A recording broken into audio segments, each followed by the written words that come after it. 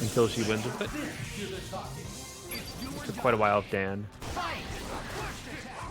But now Isicera has been heavily workshopping Talbain, and the thing we're going to see the most, if she can actually get to set the standard here, is that she's found like unblockables or other tricky things while in Dark Force.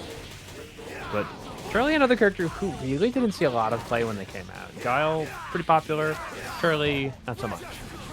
Some very interesting tools, pretty strong projectiles, very usable hypers. And Slicer can be very quick when you use it install, because it gives you the ability to sonic move off of almost anything. And it's, yeah, a stiff movement that becomes blazingly fast when sonic move is applied. Very much like both Marvel 2 Charlie and Nash from 5. And Krauser, bigger limbs, strong hits, good projectiles. He's a little slow though. But he does have that very tricky access to a dash and command jump into throwing those knives. Ooh, wow. These are a perfectly placed Sonic Hurricane there, taking both point and assist. Enough to Marvel 2 Sentinel. This character took a nerf. They still have strong limbs and pretty good movement, but they are not as fast as they used to be. Considerably less so. Which means more blocking will have to be utilized. As you start going up one.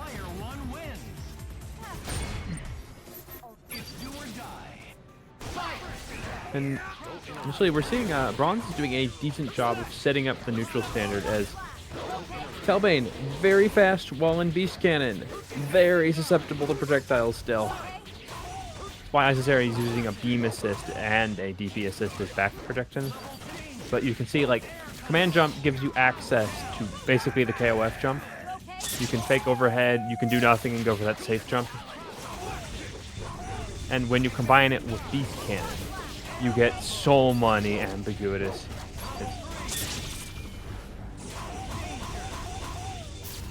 Okay, no damage. Has to rely on the knockdown here. Just enough off of Hurricane. Nice. Isicera steals the corner. Sets it up. Has HakethKOTB, cannot pick up. Ooh, no pick up either here. Dark factor available. Still level 1, but Dark Talbain is a real character. Ooh, assist backing it up. Gets the hit here. Oh, no, you cannot drop those airs. We're going to get this pickup, and that's 2.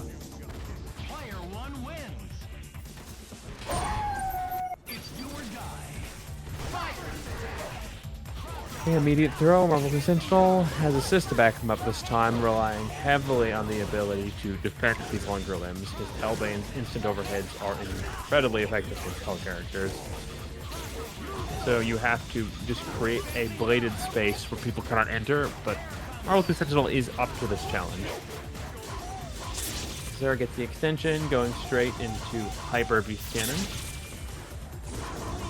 Oh, drops the second rep. Still under pressure, still his main screen. Oh, it's very risky throwing out launcher there. Brawns lucky that was not punished. Okay, now it's up to Charlie here. Sentinel assist not going to be safe, considering Isicera can punish at most angles, and he has no life. Ooh, good call. Usually this to be Flash Hyper. Krauser pickup.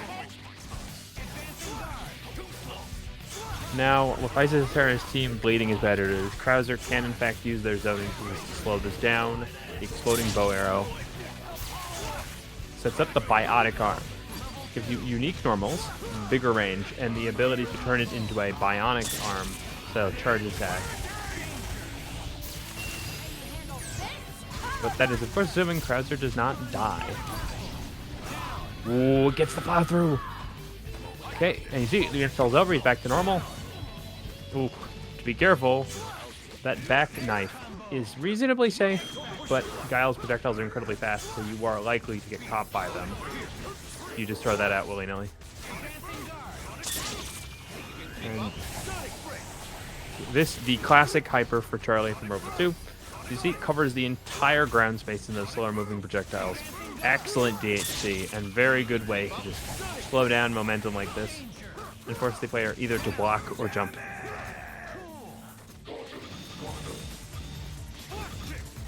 Alright, Marvel 2 Sentinel a bit uphill, but all the tools they need to succeed. They just have to find a way through these sonic boom patterns. Utilizing what movement tools they have, because this version of Sentinel does not have a strong hard drive. Ooh, S.T.A.R.S finds the hit, and that's 3 up.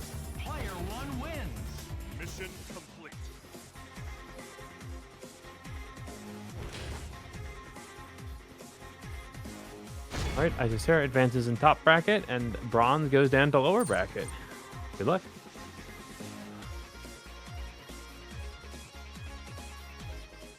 Please bet on that list. The beam, very solid. Control space for such a long time. Oh, and Gambit melting Iceman. Oh no, Gambit, why are you causing global warming? He can't take it. But Iceman lost 80% of his life in just a couple moments. And unfortunately, TAC'd in, but didn't get the TAC out, so because of that, is in there, going to DHC into X with the Shockwave in order to make sure Iceman gets out safely. Fortunately for RemSho, CaptainBackpak didn't get the punishment there. Patience.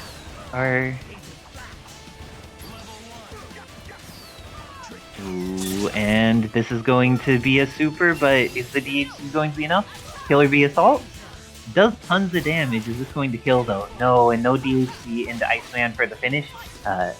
X has some challenges on just going into like the standard super jump, medium, heavy launcher string. So sometimes you can see some challenges with that where his medium will miss. So, but Saber mode now working out a little bit easier and goes for the TAC again. This is going to be able to catch Cammy, takes her out, and gets RemSho the first kill of the set. With patience. Oh. Pressing some S's, and looks like these S's, that one ends up working, and this time CaptainBackpak gets the confirm. Iceman is going to go down, and because of all the damage Iceman took earlier, it's meterless. Good stuff to CaptainBackpak. Wow, good low. Pressing those normals, and brings Iceman in to get Gambit his red life back. Gambit is sacrificed, but Iceman got the hit for it, so if you get the hit, that's one of the few situations that losing your assist can be worth it. Look out for the jailing. Oh, this is the end of Iceman. It's not the end of Iceman! It is. There was a moment. You have to watch US Agent strings very closely. There are gaps, but they're not where you think they are.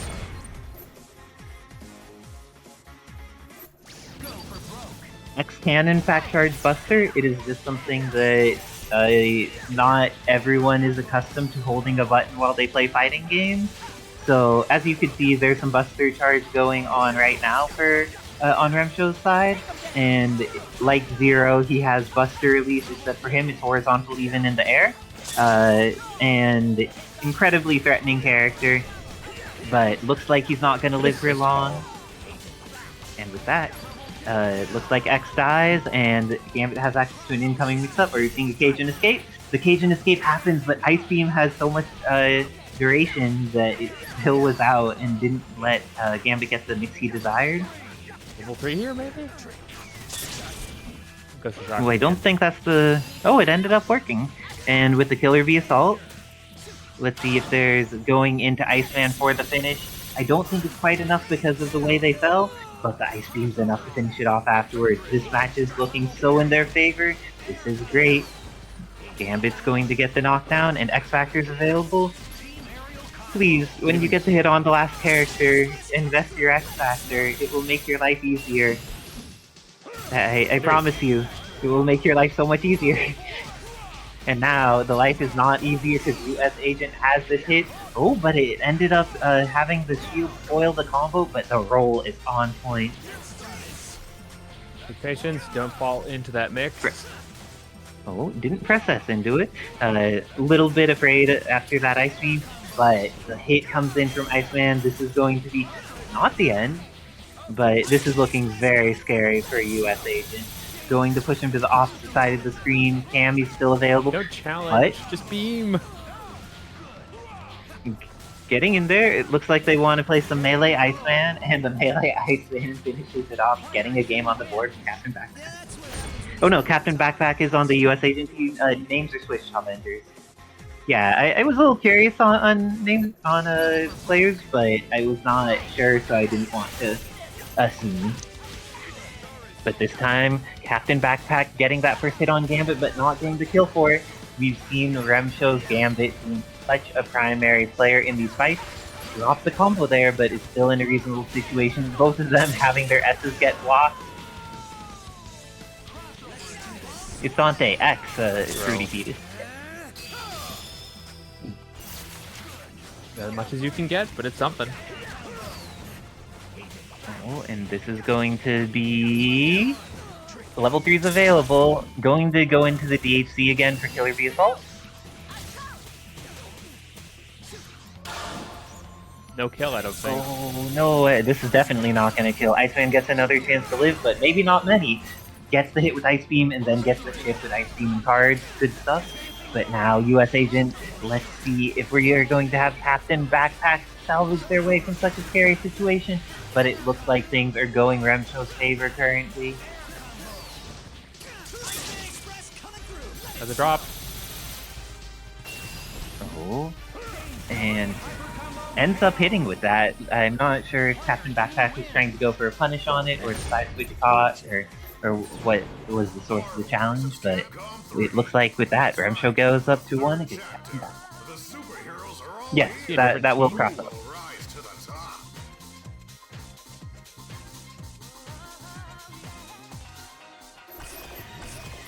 Talbain. I'm a fan of Talbain. He may be a melee character, but he's a melee character that has the tools to function.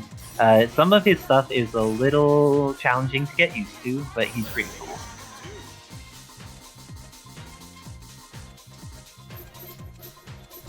What Kev said. Please learn an Iceman B&B. He's begging. Iceman B&B's, the week I won with Iceman, I had a B&B for him. It was pretty decent. But I assume that it works differently. Hang on. I don't think RemSho can swap teams, yeah, right? RemSho, if you are listening, you're not changing teams. You won the game. CaptainBackpak, reasonably calling this out. Thank you for noting in chat, CaptainBackpak.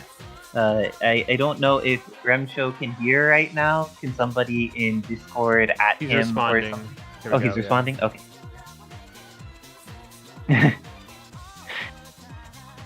Yep, that's... Need to... Is it a... Is it Tournament Dignity? Is there an official name for that rule? No, we're not executing anyone, Tangrowth.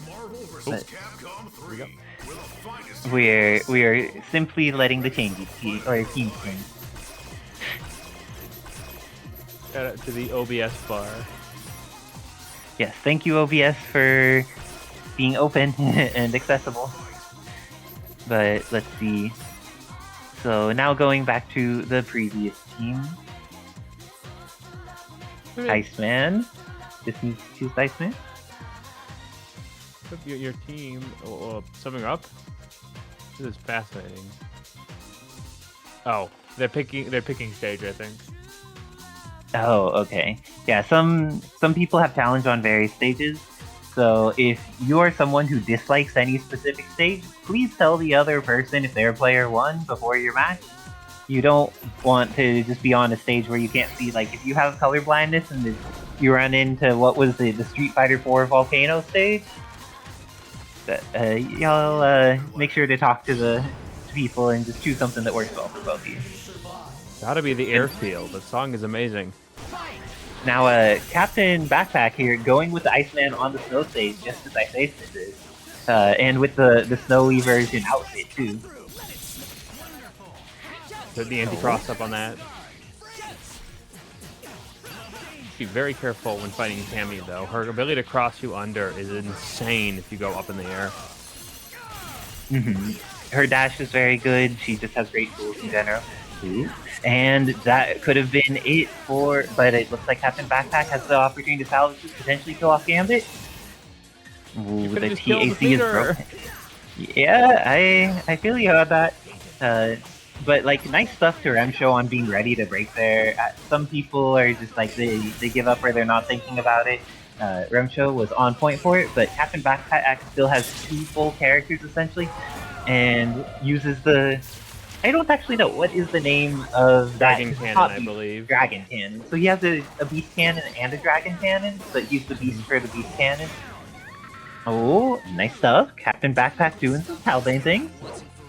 He's a martial artist, but all of his moves seem to have either guns or laser references. Good to know. OTG? Oh. And with that, going to be able to kill off Iceman. Went into the X Factor and backdash to get the spacing they needed. CaptainBackpak on point with this character. Nice stuff, and tying it up 2-2 with RemSho. Okay, now This we're seeing time, the team swap. RemSho is like, I can swap now, can't I? And yes, RemSho, you can't swap now. If you lose, you could swap. If not, you need to. If you win, you need to stay on the same team as long as the set continues. Gent.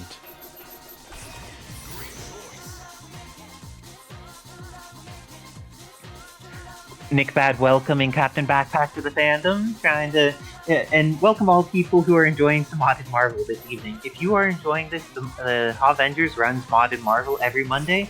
Half of Mondays is Palette Swap, where it's all modded characters, and the other half of Mondays is Clone Engine, where it's the modded characters and the base cast fighting against one another.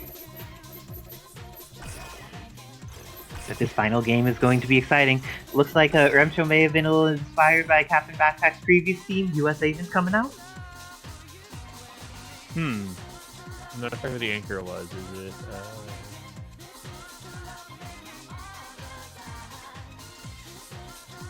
Of course, just a reminder, we do have a cheat sheet for these, like, rows, so you don't have to be flying blind. Mm-hmm. Oh, what's the name of that bird that's not an owl, but its face looks constantly like it was just told it needs to spend 35 hours at the DMV? I forget the name of this. Potu, I think that's it. Fetus, that is the animal you are looking for when you're trying to find a grumpy animal. Oh, and RemSho instantly uses the meter. Oh, goes into super immediately, catches with the Beast Cannon, but gets caught because that move, if you keep going up and you don't DHC, is going to be punishable on hit in a lot of situations. Need to make sure you have the right thing. Oh, and got another hit on USH, but didn't get the launch. The Cross Thunder was good, but the Confirm was not quite there. You gotta be super careful when going Beast Cannon straight to the ground. There is recovery. Yes. Whenever you land with Beast Cannon, you are vulnerable. This assist is, oh good, it actually did protect itself. It can be hit pretty easily. Yes. And thank you to Beautiful Sketchpad for raiding with a party of 1. We appreciate your wonderful folks coming through in order to enjoy some modded Marvel at the HAVENGERS. Yeah, just with Gambit, sometimes you have to let him hit you a few times to build some space, and then start your zoning here. Oh, and with this, should be able to kill off Gambit. CaptainBackpak in a very good position. It's all up to Anchor Commando. This character used to be one of the most terrifying anchors because they had safe ways to spend meter in neutral that did lots of shit, but they're no longer really threatening in that anchor position in the same way. I'm curious to see if people have like setups for all of Commando's homies in anchor position that may make them even more terrifying. He did move from being a very strong zoner to being a lot more of a puppet mixer character now. Oh, Captain gets another chance to live. And got the hit, but didn't get the confirm there. Be patient. Nope. Oh no, none of these are quite comboing, but if at first you don't succeed, try again. Because RemSho was finally rewarded for it. The CaptainBackpak too ready with Iceman. This is looking like the end of Commando, and with that, oh, finishing with the level 3 just to make sure, and CaptainBackpak in a close set takes it over RemSho 3-2.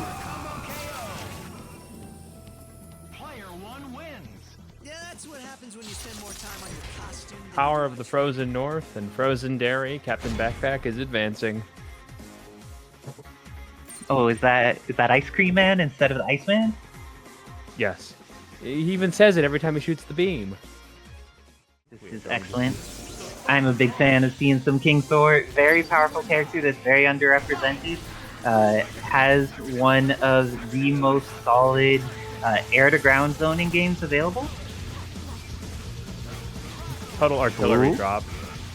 And GoldenNut has been killing it with this Evil Ryu, getting the combos that do some damage, and went for the mix-up, but Tangrowth was instantly ready for it, and because of that, she has to hit on Evil Ryu. This character is going to die. This character is going to die probably for only 1 meter.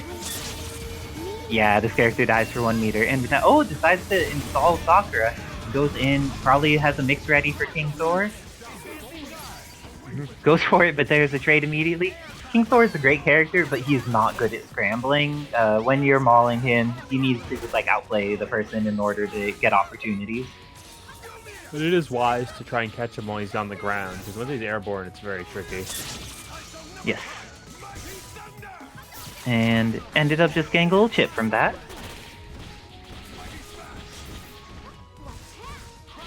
Ooh, let's see. Clea going for the pokes. King Thor just backing off here. Just treating Clea with some respect. Doesn't want to get too involved, but then goes in afterwards, getting some hits there. I believe Tangrowth is someone who plays regular Thor in base game, so she already understands how some of his tools and movements What a work. cross-up! But this is a dead Gambit. This is 100% a dead Gambit. This is a dead Gambit. Oh no, this could have been a dead Gambit. But then Tangrowth drops her combo and GoldenNut punishing her for it. But oh no, that was so unfortunate for GoldenNut. The roll was there. And now this is looking very favorable for Tangrowth. She has all the meter that she needs. She could just guess gun at some point, or she's confirming. Confirming is good too. Look how much damage this does. Every hit.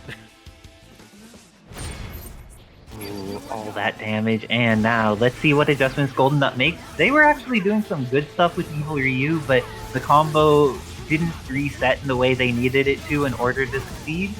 And now ends up running into the flame carpet on the opposite side, then gets overheaded. This is looking great for Tangrowth. She has the mix available. This is going to be potentially the end of Evil Ryu. Didn't end up being close enough for the crouch light to hit. A little bit of a stare down. King Thor manages to get in safely, giving Evil Ryu a chance to live. But spells loaded. Oh, please kill this character. You could kill all of them right now. Didn't go for the OTG. Evil Ryu could OTG after that to full combo and kill a character. I think he forgot which one's the OTG rat one. Oh, okay. Looks like getting some Shokunetsus on screen, and good stuff by Tangrowth blocking that, not getting mixed. But this is looking like it's going to be the end of Sakura. All up to S.T.A.R.S Guile after this combo goes to completion. Lots of meter built, goes into the super, and S.T.A.R.S Guile at half life. GoldenNut definitely just needs 1 hit in order to confirm the kill here. And that'll be it. GoldenNut tying it up 1-1 after Tangrowth had a very solid first game. That's the thing, Dobby. You could summon assist you would see out of King Thor. If you DHC, you could always just use the King Thor assist as your thing to confirm your OTG with. Gets the pickup. 1 spell, 2 spell. Full spell. Okay, going in, just going for that mix. Oh, King Thor. Let's see, gonna see some Mighty Bolt. Using some of the falling Mighty Sparks as well. Ooh, got a hit there on S.T.A.R.S Guile, but then Clea traded. Let's see, doesn't quite have the confirm they need there, and King Thor getting shot up a bit. Tangrowth has acquired full hands with Clea, so this teleport here is going to narrowly avoid all of the lightning columns. When King Thor does the Mighty Thunder on the ground, it's only in front of him. When he does it in the air, it's in front and back. Try to block. Oh, but GoldenNut hits the X Factor. Hits an X combo. Goes for some cool looking stuff. I never did anything cool looking with this character. I just did things that were effective, but it's nice to see people doing cool looking things instead. Oh, that was not the install, and because of that, looking pretty scared. Goes for the X in order to try and avoid this, and now King Thor is going to die. Tangrowth uses her X Factor very wisely. This is going to be the... Oh no, not the end of the character. Okay, Gambit needs to take on this full team though. He could do it. His base damage is high enough that he could one-bar each of these characters and be at a good spot, but not going to get that opportunity. Tangrowth has level 3 available. Has been missing the pop into pop there. Unfortunate for her, but THC much harder to miss. Succeeds at entirely evaporating GoldenNut's Gambit, going up 2-1.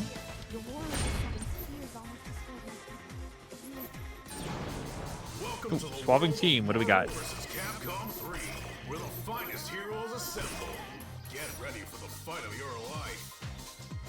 Sorry, Dante is not an acceptable choice for the season, GoldenNut. I know that he makes every team better, but not for the season. Okay, same team, just feeling like taking moments to get a breather, think about things, make it work out. Hydration tech? Hydration tech is good. Everybody in chat, if you have not used the hydration tech recently, highly recommended. It makes it so you'll do better in all of your brackets and the life bracket as well. So recommended to do the hydration tech. Oh, and the flame carpet. Oh, didn't quite get the dash in after the release. Evil Ryu's gonna die off this one, and because Tangrowth missed her earlier thing, she's going to be able to kill Meterless. Would have been able to kill Meterless, but now GoldenNut has the opportunity to get out. Actually goes into install and then gets the dry tag into King Thor. This is a little bit challenging because it means that Evil Ryu can't get install for his incoming.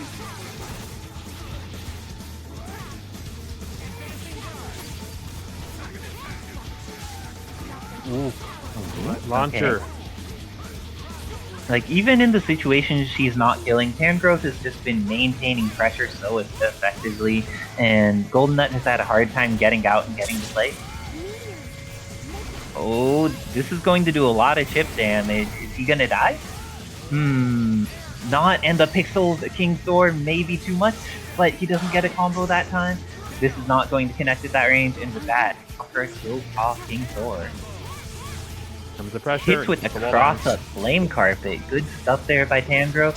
GoldenNut not quite ready for the mix, but is ready for the combo. Has the confirm on Clea, and uses X Factor to make it a little bit easier, but still doesn't get the kill. That's so unfortunate for GoldenNut. Beam, fortunately for GoldenNut, because they're an X Factor, that did no chip damage, and all it did was build them meter, and because of that, they have one more meter for neutral. Very fortunate for GoldenNut. Okay, dive kick, trying to hold it together. Just needs one good snipe on an assist to really even this out. Oh, got the hit on Sakura, kills her off, and now Clea needs to eat a mix-up. Oh, but was ready for Evil Ryu to come up at her, and gets her own mix. Doesn't confirm off of the 2M, however. Does get the follow-up, and now Gambit is eating all the damage with X Factor. This is a dead Gambit, and with that, oh, we see her in the pose for the end. Good stuff to Tangrowth, taking it 3-1 over GoldenNut. Okay, I need to hop off to play my match against Brawns. Good luck and have fun, Brawns. I do not know who the Brawns is. I am now curious. Who are they playing? It was pretty even, but like both Bishop and Iceman have such limited mobility, while all of Renard's characters get around a lot. But sometimes you don't need the mobility. Let's see if Haketh has answers to these slippery characters on Renard's side. Strong normals and projectiles can make a difference. Oh, the guns are doing something good. Until he got hit. But the getting hit did not get him killed. It just got him into multiple bad situations that continue to not get him killed. Haketh gets the throw and gets the hit on X so that he doesn't get hit there. But Renard, the first one to get something more stable as a combo, ends up dropping it, however. Bishop trying to use his tools in the air to manipulate things, but he's really much more limited when he's in various states. Blade too far away to connect there, and very nice job dashing under with the incendiary. It's so terrifying. Ice Beam's connecting for Haketh, getting his zoning on. Oh, aim for the assist. I don't think he hit though. No, the web ball ended up hitting Psylocke, but it didn't end up stopping Iceman so he could get a confirm. Ooh, Renard getting the hit here.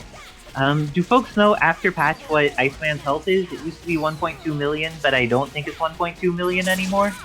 If anybody in chat can confirm what his current life is, I would appreciate it. Well, that suddenly looked like a lot less.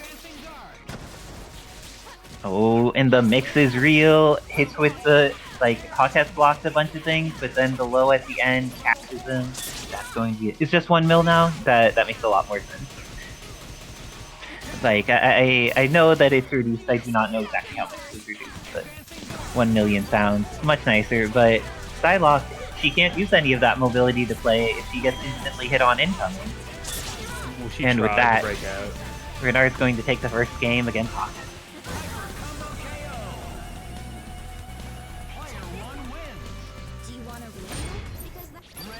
The grenade does not hit low for Jill. It explodes though when she gets hit, so it has a large radial hitbox around it and is essentially a soft knockdown. So it has a lot of other very strong properties. It's not like Dormammu, Flame Carpet, or anything for low stuff. Looks like this is the end of Bishop. Yeah, Bishop not having a good life here. It is about to end. He's being sent back to the future or something, and these guns will finish him off. Iceman's going to have to come in against S.T.A.R.S Jill with access to assist. Some grenade gets thrown, and you cannot just hit a button, because if you do, you'll trade with grenade. Grenade will hit you, and then you will lose your character. This is something that... or maybe not quite lose the character. Oh no, this VHC does 250k at minimum scaling. Iceman does that.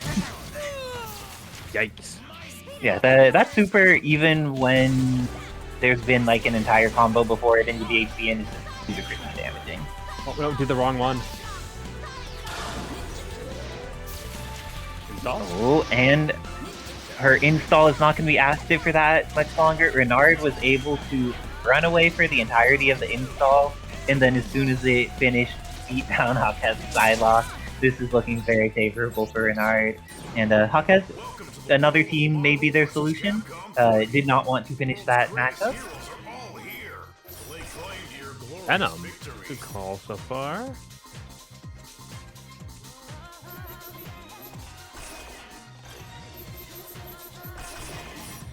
Dobbilicious does not feel Psylocke's install is worth doing. I feel that as far as installs go, it's one of the ones you want to do least often in comparison with all the other ones, but it still has some situations where it's great.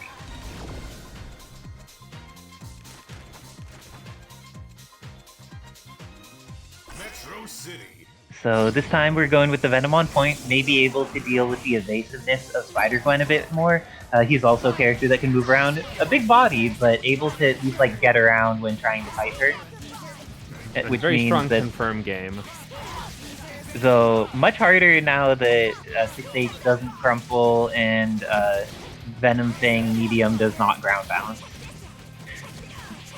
But he is a big guy, and getting mixed in the corner by Gwen when you are a big character is very, very challenging. If you are tall, your life is going to be challenging, but gets hit with Psyblade, and this is going to be enough to catch. Does not catch Spider-Gwen. She's only going to get hit by a tiny bit of Arctic attack, and now has 3 meters on deck, so if she gets a hit, she could go into Gwenum mode. She can do all kinds of things. Oh, and Iceman is eating that hit. It is going to be... Drops. Drops but continued pressure. Would you leave Spider-Gwen in trying to get the hit, or would you try to get her out for another character? I would definitely get her out, but Renard just doesn't like to spend bar, so I think this is a long haul. Holding onto it. Web ball connected. But S.T.A.R.S Jill bleeding a little bit. The longer that just like prolonged neutral happens, the better it is for Renard. Guns happen so fast that if Haketh tries to do something, it's really hard. And now that's going to kill off Venom and leave it in the matchup of X versus Iceman. Iceman, depending on how X approaches it, Iceman can do some things, but I feel like X could approach from so many different angles, or just shoot from so many angles that Iceman can't. he has arcing tools, he has stuff for controlling all these things, and level 3 Buster is level 3 Buster, so it can be pretty rough. But so far, neither of them have gotten any like solid confirmation. Sweeping Ice Spike, good use of that earlier. Oh, went for the slide, but even though with now it doesn't have 10 million years of recovery, so was able to poke afterwards. Looks like this is going to be the end of X. Ooh, risky. And that worked out. X is the last hit. Ooh, Spider-Gwen going to potentially go down. Her theme may not last that long, no matter how cool it is. And with that, Haketh is going to kill off Spider-Gwen. But Anchor Jill, still a terrifying character. One that you don't want to take lightly. But there's only 18 seconds left on the clock, and Iceman is in hit stun. Renard's going to be able to kill here. Let's see what the incoming mix-up is on Psylocke. 1 air grenade, 1 ground grenade, and X-Factored into the flames. It's really hard to get the timing to throw on the frame before the flame would hit. You need to like time it in relation to how the incendiary connects. But thank you, Shatterswing, for gifting a sub to Blues Hub 97. We appreciate you supporting his life lead. Double jump, double jump. And with that, Haketh gets a game on the board by stalling it out. Realizes that the best way to achieve that victory is going for the timeout and sneak. Good stuff to Haketh, playing to a different win con. The clock isn't there just to antagonize you. It can be a tool. Mm-hmm. And with that, a little bit more mauling going on here. Less of the clock, more of the hit these characters. Ooh, S.T.A.R.S Jill getting hit there, but now there's been some good footsies by Haketh, but he hasn't quite gotten the confirms off the Venom that he used to in those situations. Looking for a gap here. Ooh, oh, no. Very nice use of Ice Beam plus Venom, eh? And S.T.A.R.S Jill bleeding pretty hard right here. But Venom dies. This was working out for Renard even with that. Incendiary gets the hit, and there was the mix from the opposite side. Spider-Gwen's so small she accidentally crossed the under ice there. This is on purpose. How much damage this is going to do. This is a lot of damage. I think that Iceman just dies. Yeah, he just dies.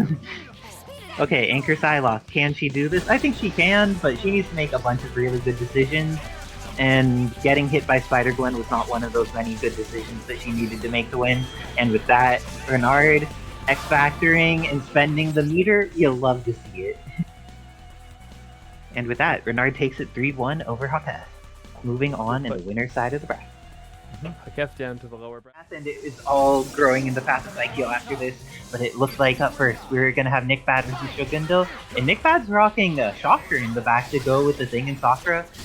Every character on his team was pretty substantially altered, so it looks like he's just investing in this newer stuff, while SHOGUNDo going there with the Jean, Bishop, and Cyclops.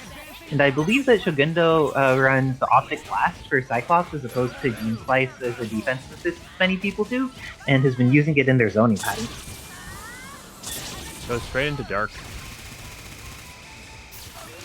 Oh, but the install lasts relatively long. Still gonna get some chances to play neutral in it. And that Shocker assist, as they always say, you either want a projectile incredibly fast or incredibly slow. Yeah, that definitely helps if you have either very fast or very slow. But we'll see how the Shocker integrates. It covers different angles with the same assist. And Jean's going to die here. Nick's the first person to take down a character. Bishop is another character that was pretty heavily altered in the last. His aerial grenades are no longer the terror that they once were, but some really nice quality of life things, like his grounded guns actually hit most characters now. It's not like if they're crouching they'll just get to dodge it, so it's made his like basic level zoning substantially better. Now we got some more grenade options. Thing bleeding pretty badly here, but gets a hit on Cyclops. NickBad going in with no fear but all damage, but no more Thing here after the drop of the combo. Sakura comes in and she's out of sunburn. The sunblock was effective this time. Skin is protected, but looks like Shocker's gonna have to come in just and try and keep this slightly safer. And Shocker, a newer character to most people's roster, has interesting movement and great far distance zoning. Yeah, he has some interesting tools. I'm excited to see how people try to leverage them. We haven't really seen people get a lot of value out of him yet, but this looks like it's going to be the end of Bishop. NickBad getting his Shocker game in, decides to bring back in Sakura, has X Factor, so if there's a hit on Cyclops, even though there's no meter available for neutral, should get the kill. Did not get the kill and instead is going to eat an Mega Optic Blast. Shocker's coming in, needing to deal with this. And with that, NickBad takes it with the Anchor Shocker, clearing out that last bit of Cyclops life.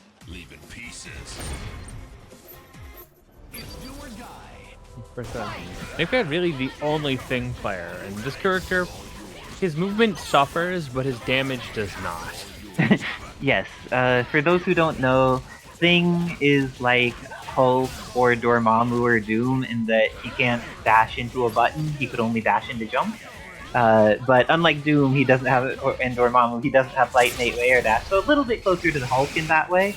But with this lack of movement, there's nothing to reduce the damage, but Shattercoin here doing some support work. Best assist in the community right now, as they're assisting not only one, but two players at the same time. Wet Walrus 12 and Tetsuo 9999. And yeah, you gotta say it, Tetsuo!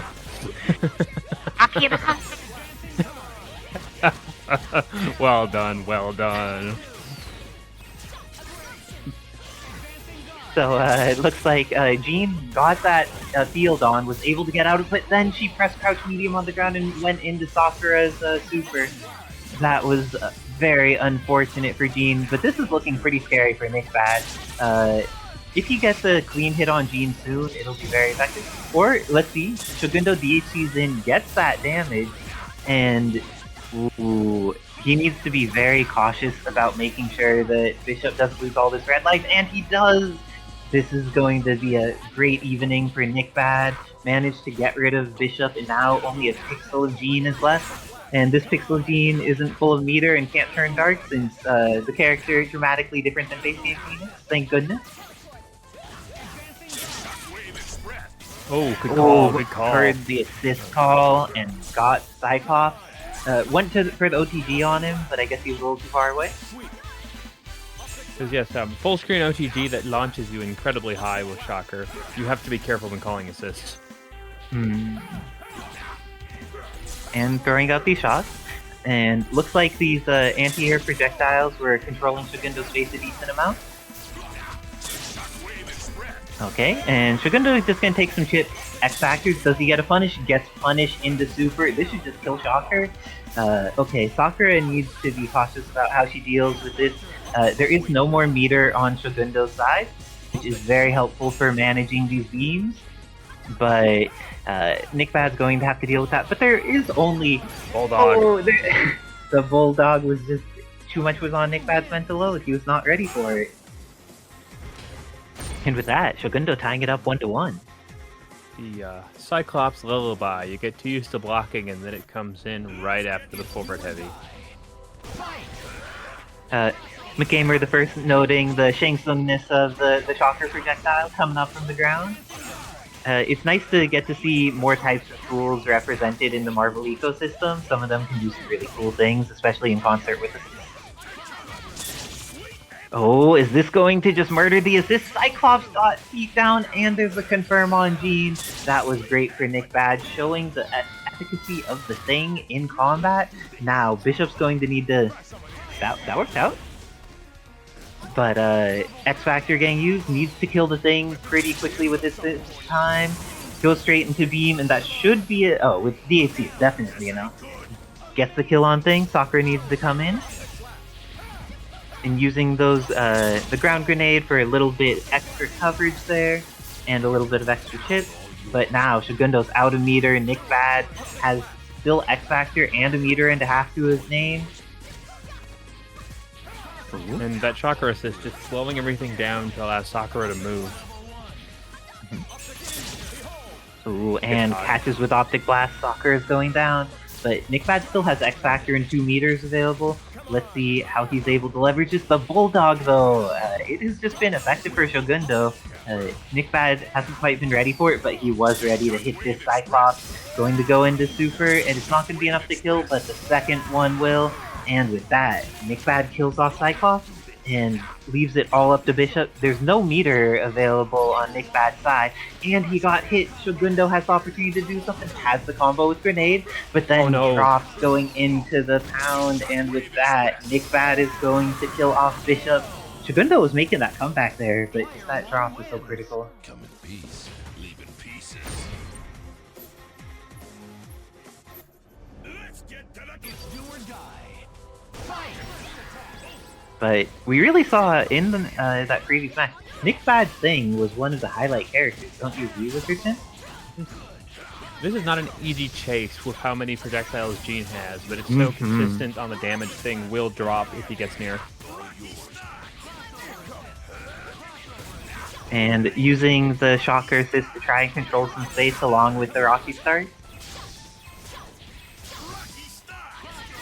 And it protects him from her projectiles, which is very effective, but not her flaily normals, because Jean has some amazing normals. They hit 360 degrees around her, they just do good things continuously.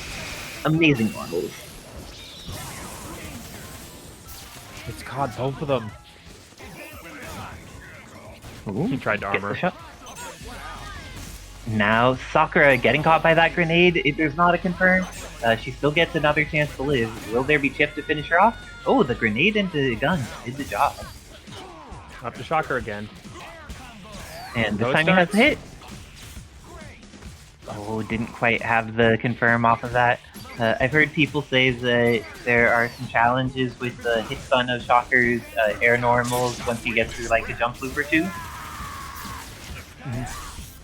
Oh. Still, have to be careful with the assist and X Factor. And is the second one on time? It is, and with that, SHOGUNDo ties it up 2-2. It would be big. NickBad has performed historically quite well in these events, and SHOGUNDo got into the scene a little bit later, but has been doing really well, and this may be the time that they can beat NickBad in practice. Definitely, these assist characters have to be dealt with. Ooh, and the Jean needs to be dealt with too, and it's very important that he got this hit. He's going to have plenty of meter to kill her off. Fortunately for the rest of us, Jean is not a high health character, and is going to... Oh no, barely survived after the DHC. That is very unfortunate for NickBad. Throwing some grenades, and is going to catch the assist, and the point character for all the damage? Oh no, not the point, it just did a ton of hit. NickBad with that Sakura pressure. Oh yeah, the new overhead. It's slower, but it is a little bit longer. And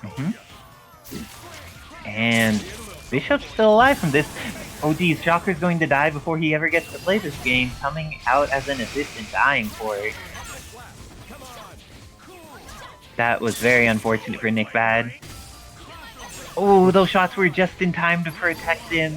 And with that, this is looking like it's going to be SHOGUNDo's game. Unless the power of Pixel Thing and Dark Sakura can do this. Oh, and Pixel Thing's definitely doing it. Cyclops getting punched. And Cyclops goes down. NickBad clutch in moments of terror. Oh no! SHOGUNDo got the hit, but then just didn't get a confirm off of it. And now NickBad ready with their own defensive X Factor. This is looking amazing for Nick after such a challenging situation. Nick showing why they are a great player and holding it together in the scariest of situations. Great work, NickBad. That last second, he activated the secret form and became SickBad, because that was incredible game sense. Yes. Also, NickBad is actually sick at the moment, so send your healing energies to the NickBad. I believe...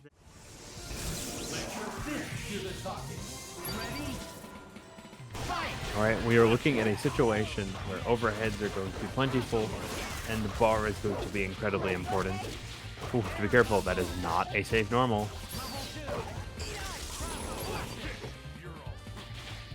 And John, due to circumstances involving his air medium, confirms from the air can be a little awkward. Beast Cannon is generally your best friend to deal with this problem, but sometimes the best you're going to get is Hyper Beast Cannon. Ooh, Isicera sets it up. Where are you blocking? It's a pseudo unblockable.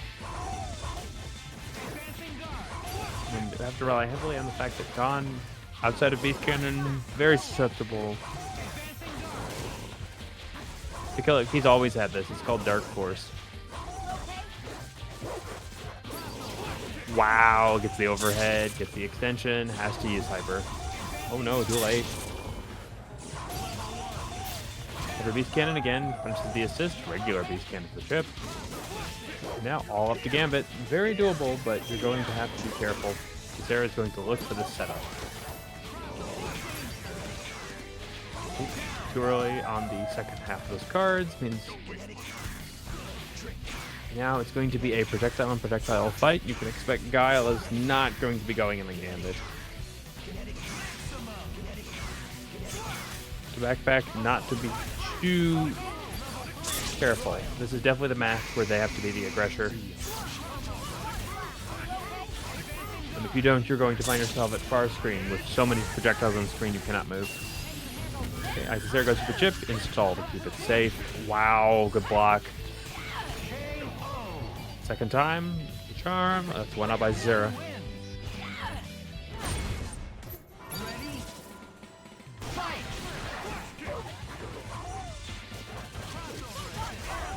Isicera finds a quick hit, can't continue. Whoop, you have to look for that overhead. Another one, command jump, goes for the cross-up version. Correct, that command jump has two varieties, the quick and close one and the slightly farther one. One is to stay in front, one is to go behind. And specifically when you're grounded, it is a very ambiguous cross-up. Isicera sets up Dark Force.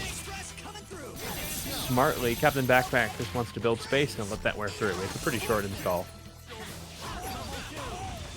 Ooh.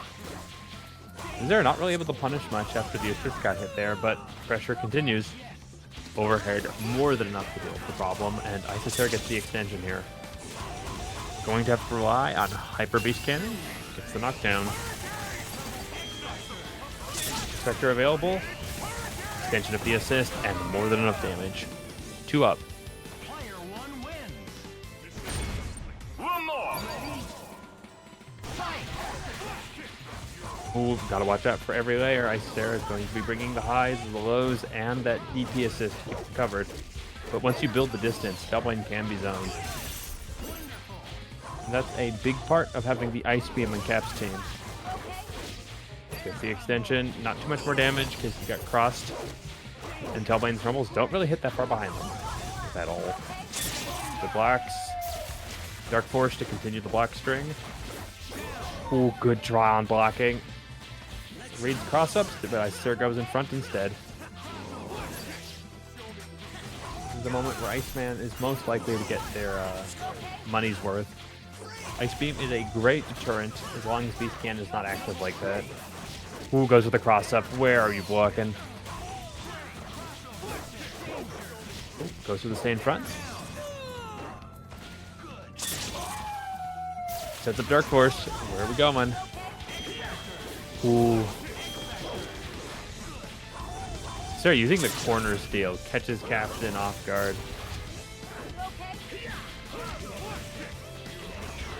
Okay, X Factor still available. X Factor going to give you the damage, but Isicera sets up the other one. The extend. And Hyper Beast Cannon should be enough here. Just barely. Oh no. Is she? 3 up Isicera, but a great showing from CaptainBackpak. We'll see you in the lower brackets, kid.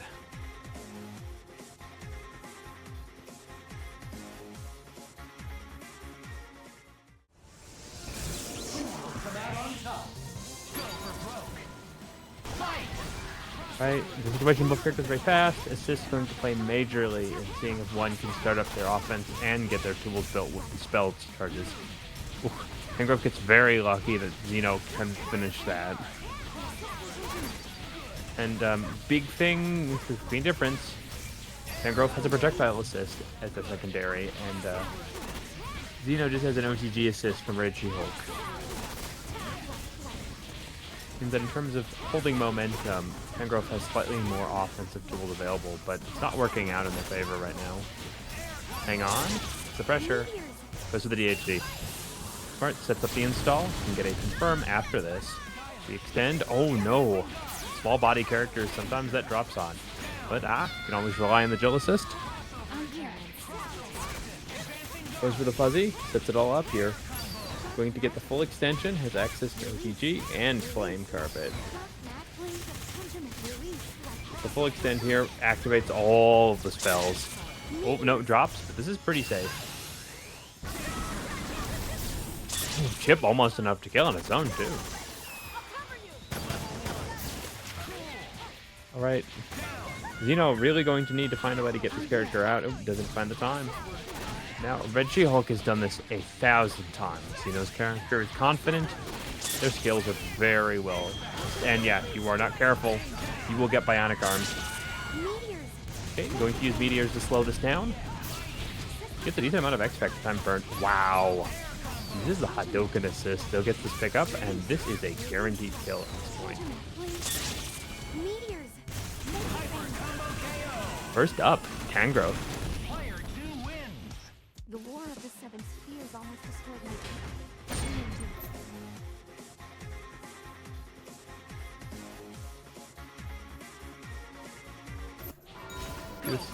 We're seeing the same teams. Xeno was doing very well up until the point where he got that second hit and didn't confirm it on both characters, but this time I'm sure they're going to make amends. Oh no, the ODD dropped on the Finn character. Wow, good block on the high lows. Specifically when I have access to Jill assist, which is so fast. It really lets you set stuff up like that. Good hit. Keeps it simple.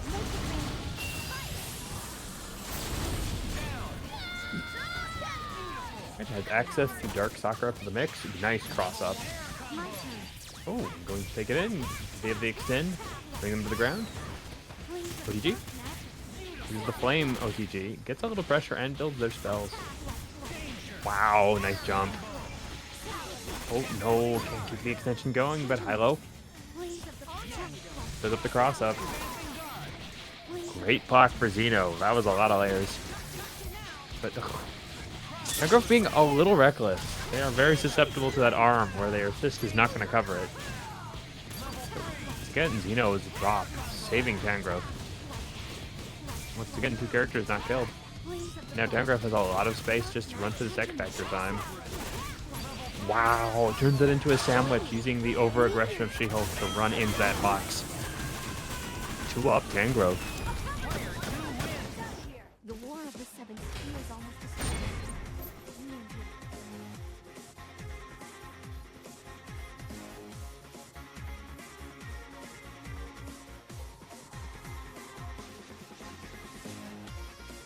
Are we going to see another team from Xeno? Are they going to take a quick time to catch their breath? No, goes right back into it.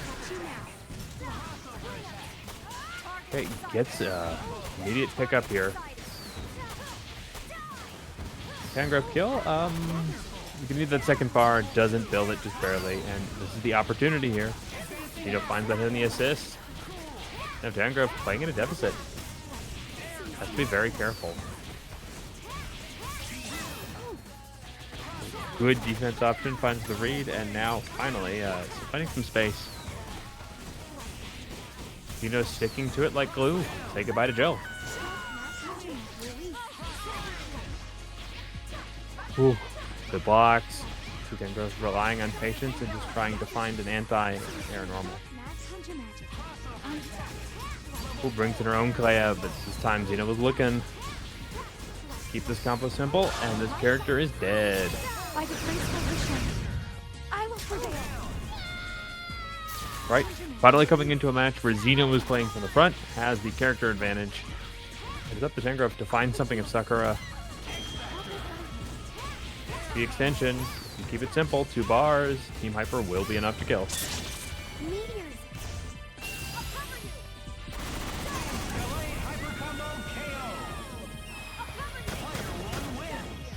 Right, 1 on the board for Xeno. There's no 3-0. Thank you, Silent Nick.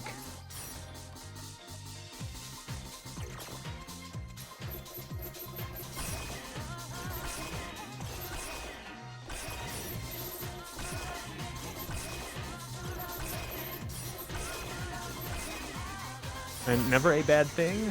Catch your breath. Hydrate up. Of course, shout out to people who made these amazing Jill costumes.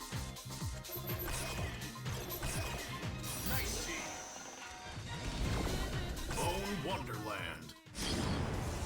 Alright. Ready for round 2? This is the moment. Can Toji move all the way through and take it? Or is this Tangrowth's win, knocking them down to losers? Ooh, this is a strong start for Tangrowth. As exit to the OTG pickup. Can't get any further, but that was a lot of damage for no bar. It's Toji's turn. Can he get this kill? Nope. Goes for almost the same exit point. Wants the advantage state and the spell. Ooh, good blistering pressure. Properties of the assist, but oh no. Unwillingness to spend bar gives Tangrowth another chance here. But kind of a fortress DHC. Not really get a chip, but it's pretty hard to punish any of that.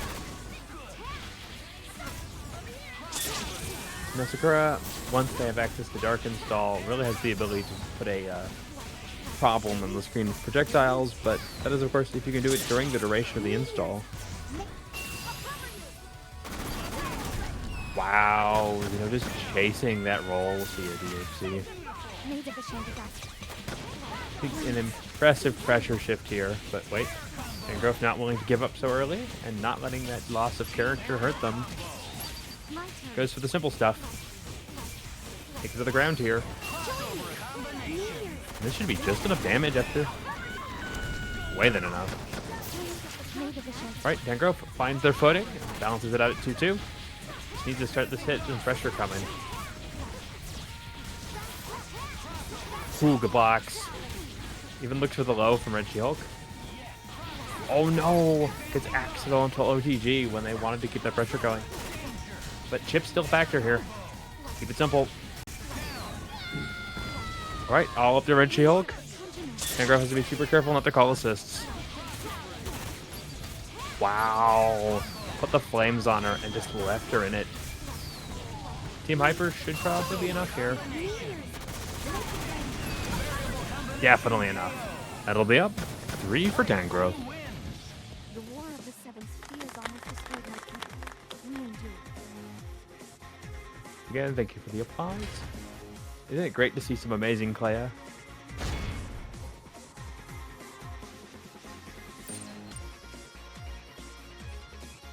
And who will be coming up next? To each of them in that battle, and it looks like even with the adjustments, we're seeing some Monster Hunter come out here from Dobby. I do love the Nash, though. Ooh, and Joker, needing to deal with some Monster Hunter, has gotten his install activated. Oh, but is not ready for the Hyper Armor, and because of that, Charlie takes a decent amount of damage. And Dobbilicious at a substantial meter advantage now.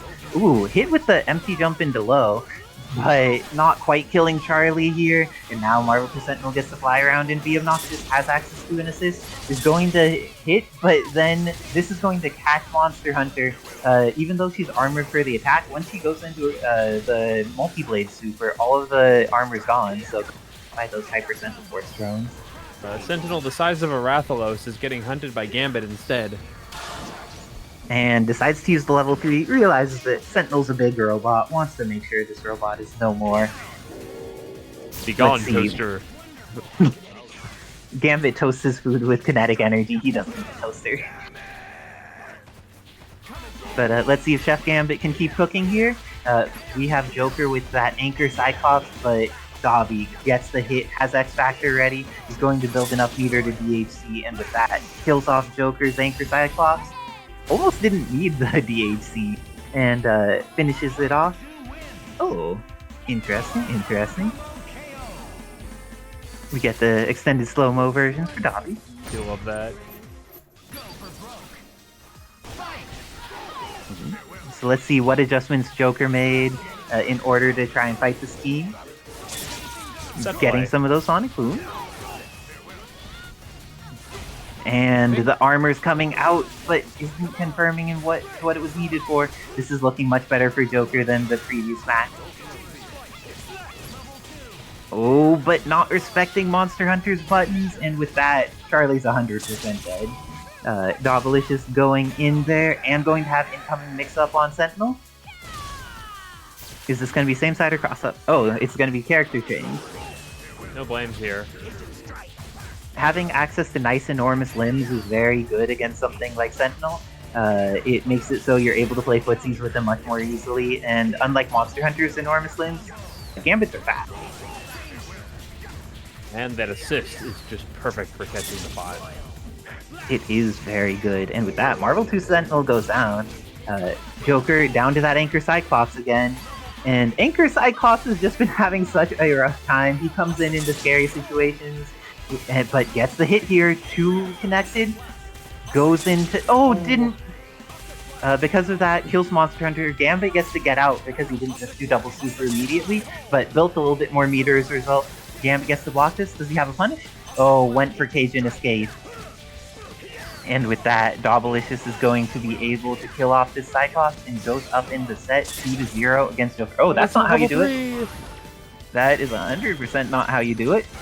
But Dobbilicious still has 3 meters for orbs, and Joker's out of X Factor. Like, Joker may have more experience with Marvel 2 orbs, but is still not ready for Dobbilicious to this Strider 2099. Shout out for Dobby. That game state they have, they kept everything going even after they made that drop. Yeah, Kaliak, I do curse a lot of people, unfortunately. I just, like, assume that the combo is going to get finished, because it can. But then, in the heat of the moment, it's easier said than done to complete the combo. So, let's see how people end up adjusting. Oh my gosh, Monster Hunter getting hunted down herself by Charlie. Not enough to kill her. The reset will be enough, however, and because of that, I think that Charlie's only going to need 1 meter. No. Almost didn't get their assist summon, and because of that, it's a happy birthday for Dobbilicious. And that happy birthday doesn't quite convert the way that they wanted to, but is going to get the opportunity to get Gambit in. Gets caught, but then this is going to be Joker getting an opportunity to get out. Decides to bring in Marvel 2 Sentinel. Do they X Factor? Just Overhead. pressure. Oh, but because of his... Why are you Tasty? Dobby just killed this character. He's terrifying. Okay. It worked out. People seem to very much like giving others opportunities to potentially not lose the game. It's gonna work. Oh, the hitbox from that was too far above and behind for Gambit to get out of there. But with that, Dobbilicious still in. It has been down to Anchor Cyclops every game, but he hasn't quite gotten to get going how he wants to. But let's see, this may be that game for him. He may not have meter, but is investing that X Factor and got Gene Splice in the other direction. This is very unfortunate for Joker, and with that, Dobbilicious taking it 3-0 over Joker. What a sweep. I'm gonna have to hop off to play my match against Tangrowth. Good luck and have fun, Tangrowth. Don't mess with the gauge. Alrighty then, we are moving along in this bracket. I hope everybody's enjoying these incredible matches. If you want to watch them again, the best way I recommend is to get the VODs from subscribing to Kevin. Also, duck them. Any given thing will be finished. It just depends on when they get it done. Now swinging higher than ever before. Though I definitely feel like these team compositions, Spider-Gwen looks like she should be pretty favored against the thing. Has very good assist for covering things, has so much movement, and mixes him up immediately. It's one of those things where the part of the mix that was the mix didn't even get the hit because the thing that led into the mix actually confirmed. And with that, NickBad, very fortunate that ended up dropping on. Going to get a confirmed here on Sakura, or thanks to Sakura on Spider-Gwen. Goes into install. Let's see, what confirmed does he get off of it? Oh, nothing! And now, Renard Spider-Gwen has such a huge meter advantage. Probably just going to triple hyper here and kill off Sakura. But since she was too far away to get the knockdown off of S, decided to go for the DHC instead. That was the latest Way too DAC. late. I haven't seen that DAC like missed before in that way. So amazing stuff.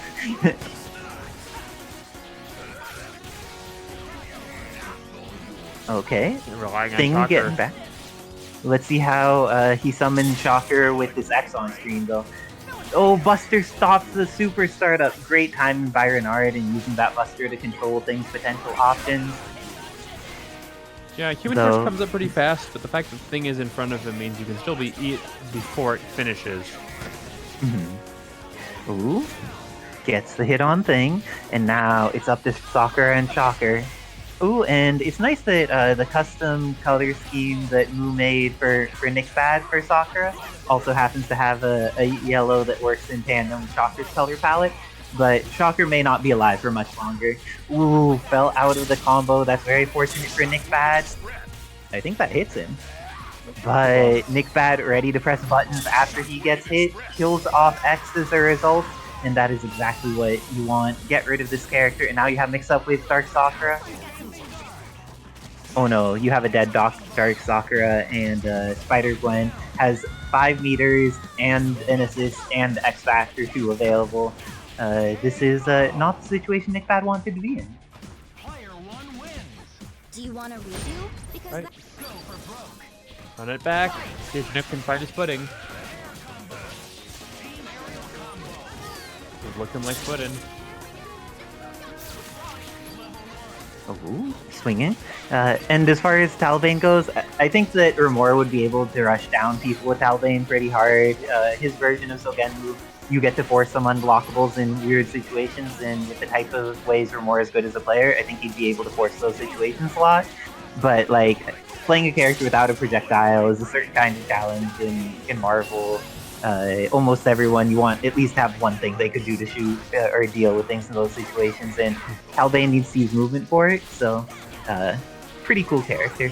But let's see, Thing here at maximum life, and X is bleeding so heavily, but it won't matter if he's bleeding if there's a full Spider-Gwen combo to build back time for his health to recover. Dang.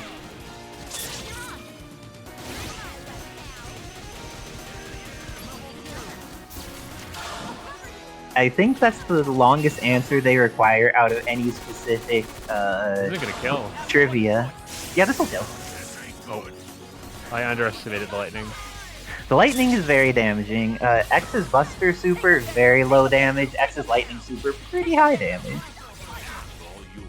Ooh, and going to catch, it traded. That is so unfortunate. Sakura has a very small amount of invulnerability there, but I guess that just got blown up in that situation. Starsfield could die. Starsfield did not die, but now she's going to on that second hit. Oh no. Oh no, that doesn't work. Who chips? Does not chip. And now Starsfield gets the X Factor. And Shocker is going to be a very dead electricity. If y'all are experiencing a power outage, oh no, it's not because of this, because the power just came back on. Shocker's still alive, gets to get the hit, kills off the Starsfield, and now it's up to X in order to try and finish off this team. He doesn't have very many resources, but both Sakura and Shocker are pretty injured, so it still should probably be a hit for him into good confirm. Like that. This is going to kill Sakura meterless, and now Sakura needs to eat an incoming. Yeah, gonna be really careful relying on slow projectiles against the highly durable Buster. Yes, and having access to dive, and having access to whirlwind, and all of these other tools. But looks like that'll do it, and with that, NickBad tying it up 1-1 against Renard. Showing that these new characters can hang with the best of the best.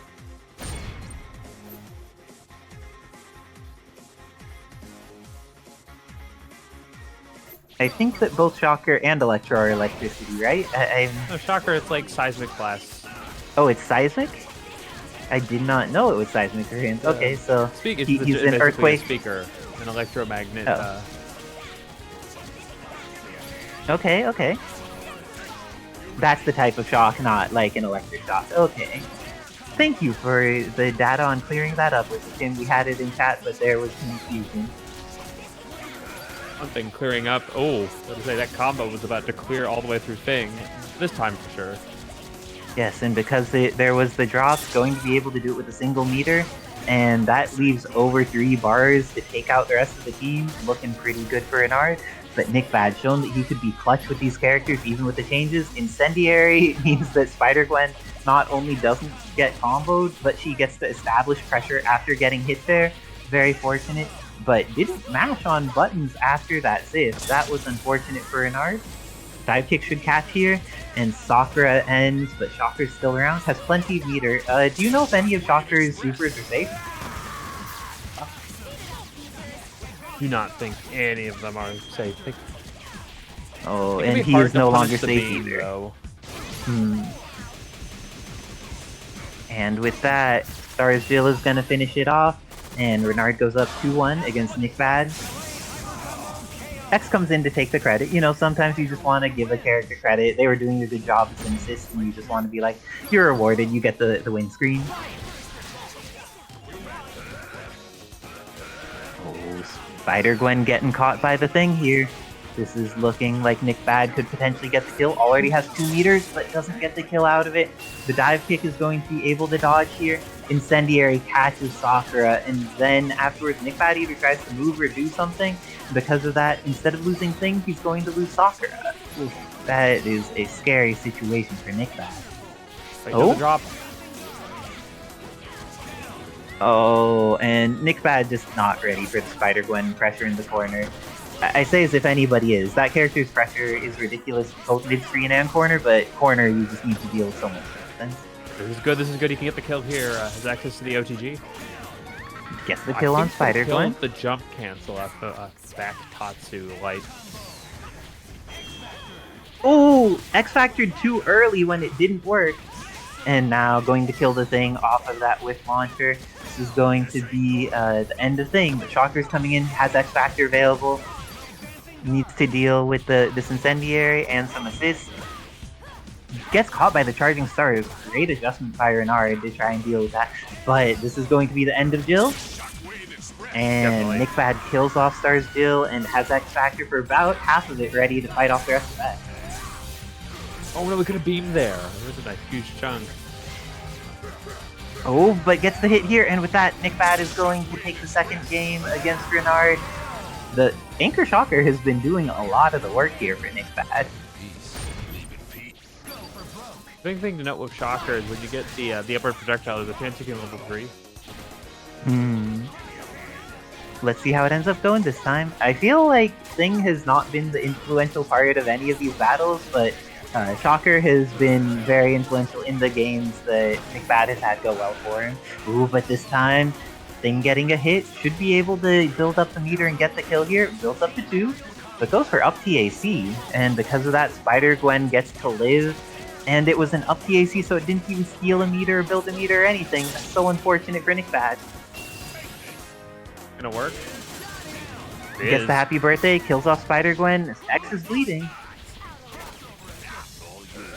But getting the hit on S.T.A.R.S Jill, exactly what NickBad needs here. This is going to potentially be the end of S.T.A.R.S Jill. Has 2 meters and gets the combo that puts that into the corner. This is 100% going to kill for even a single meter. Good stuff by NickBad. Dark X Dante is going to have to do this entire game. Let's see if he's able to do it. Ooh, almost had the best confirm there! Wait, no, he gets hit. NickBad can X-Factor to kill here. Yes, please just use X-Factor and invest meter, NickBad. No, you can just Boulder Fist X-Factor Hyper! Okay, with that it works though, and with that, NickBad takes it in the final set. He made the adjustments, did the things he needed to do, killed the characters, and NickBad takes it 3-2 over Renard. What's the line that a certain boxer always says when he loses? Tangrowth? Masters of their craft when it comes to playing Jill. As we see, this time around, Isicera still rocking Talbain. They will not drop this character until they win. So very much a forward-moving team where Tangrowth has this flexibility to zone, this flexibility to put pressure on the offense, and a great tool just to stay airborne versus John. Oh wow, Isicera finds the confirm, and this will be enough damage on a low HP character. Goes for the fuzzy here. Who finds the game sense, gets out. OTG not able to get anything more. That's up Dark Force, whereas Isicera mixing. Oh my god, that was unblockable. Ooh. Good swing. What's he going to get the hit here? OTG? Well, that's way too late. They're gonna throw this. Heads the pickup. Okay, Dark Force again. Where's the mix? How do you get out of that? They're trying to get chip here. And Tangrowth forced to X. Ooh, catches those landing frames, and Isicera goes up 1.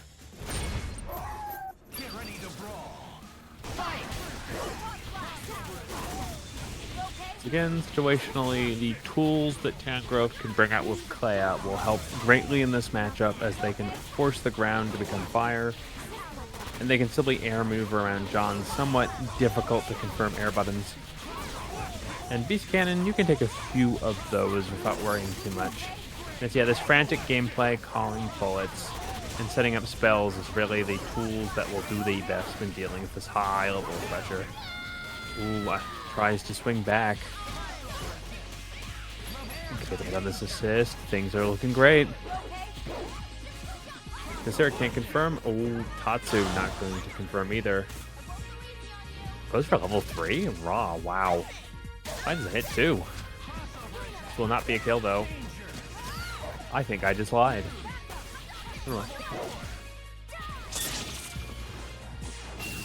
Yeah, Isicera going to utilize this amazing DHC, catches those landing frames. It is all coming together for Isicera. And X Factor, this will kill. Look at this pressure. Okay, Dark Sakura barely finds the time to block.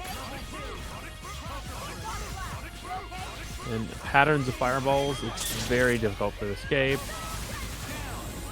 Ooh, assist is down, but Isicera still has pressure. Ooh.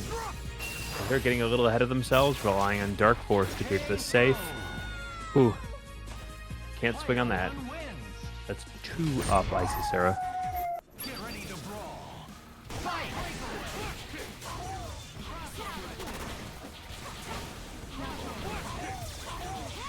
Sets it up again. Spells available. Teleport. Ooh, good respect for the beam. Sarah's pressure remains relentless, but you can see Tangrowth's adaptation. Can they find this hit? Can they set it up? Ooh, gets chased in the ground.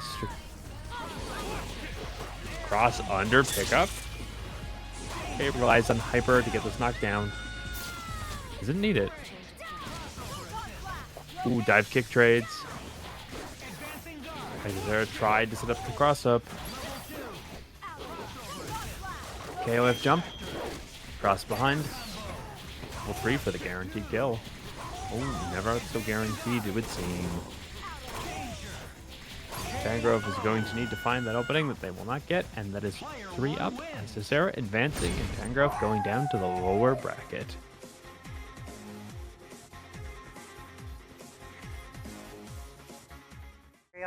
Come out, very powerful team, and really good at dealing with people either close or far away with this pairing for Leon. Oh geez, Shocker was getting hit a bit, but Leon is dead. Leon's 100% dead. He's a blessed character in many ways, but health is not one of them. Oh, is that the way you kill him though? Okay, it's barely a kill. Good stuff. Now Dobbilicious going in there with that Strider 2099. Ended up using the crouch medium OTG, but that thing doesn't have enough hit stun for you to really do much after, like, using it to hit someone. So it looks like Dobby getting some hits with it, but not quite getting the confirms that they might like. Oh, and Thing here is going to eat all the damage, and because of that Strider 2099 has incoming mix-up on Sakura. Blocked by NickBad. Let's see. Dobby has historically been more consistent with their Strider combos. I wonder if they're trying new things, trying to integrate that to them. Because sometimes when you're working with a new tool, you're just like trying to figure out all the places that you could use it. But this pressure by NickBad in the corner has been so good. It's taken all this time for Dobbilicious to get out, and now gets the hit on Sakura. This is going to be the end of her life. Decides to just go into super. Doesn't make the combo any more complex than it needs to be. But how do you feel about this Anchor Shocker? We have seen a lot of success around it for NickBad this season. It's kind of a comfort space for Nick. I mean, he plays Deadpool, he plays Strider. Is this the end? Oh, I remember when she could do this outside of X Factor, and then it was destroyed. Nice stuff to Dobby and finishing off NickBad.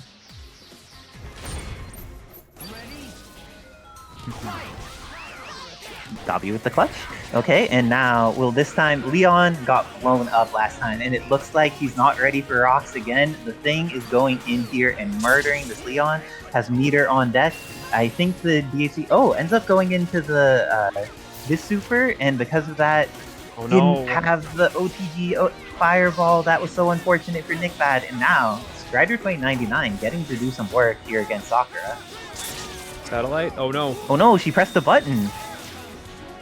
That was an unfortunate button to press, and Dobbilicious didn't get the confirm there off of Excalibur, but this is still looking very scary for Thing. Oh, with that TAC built up, is at almost 3 meters. I think the double THC should get the kill, right? Legion. There's one. Oh no. Just leave Strider in. I do not think most characters like dealing with Bird Bomb and Satellite. That's pretty scary for a lot of characters to fight. And Thing left here with a pixel goes into the Human Torch. Oh no, but didn't get installed. Instead got that, and because of that is going to lose not only Sakura but the majority of Chakra's life. Chakra left with a small fraction. But it's the assist. And it's Strider. Let's see, orbs are activated. This is looking scary. Thing, will he survive? No, it's up to Pixel Shocker, but he does have X Factor, and Dobbilicious' team, aside from Psylocke, is pretty low, so needs to be cautious about gang shit. No caution, just press Crouch Light. Crouch Light works too. And Dobby getting advantage.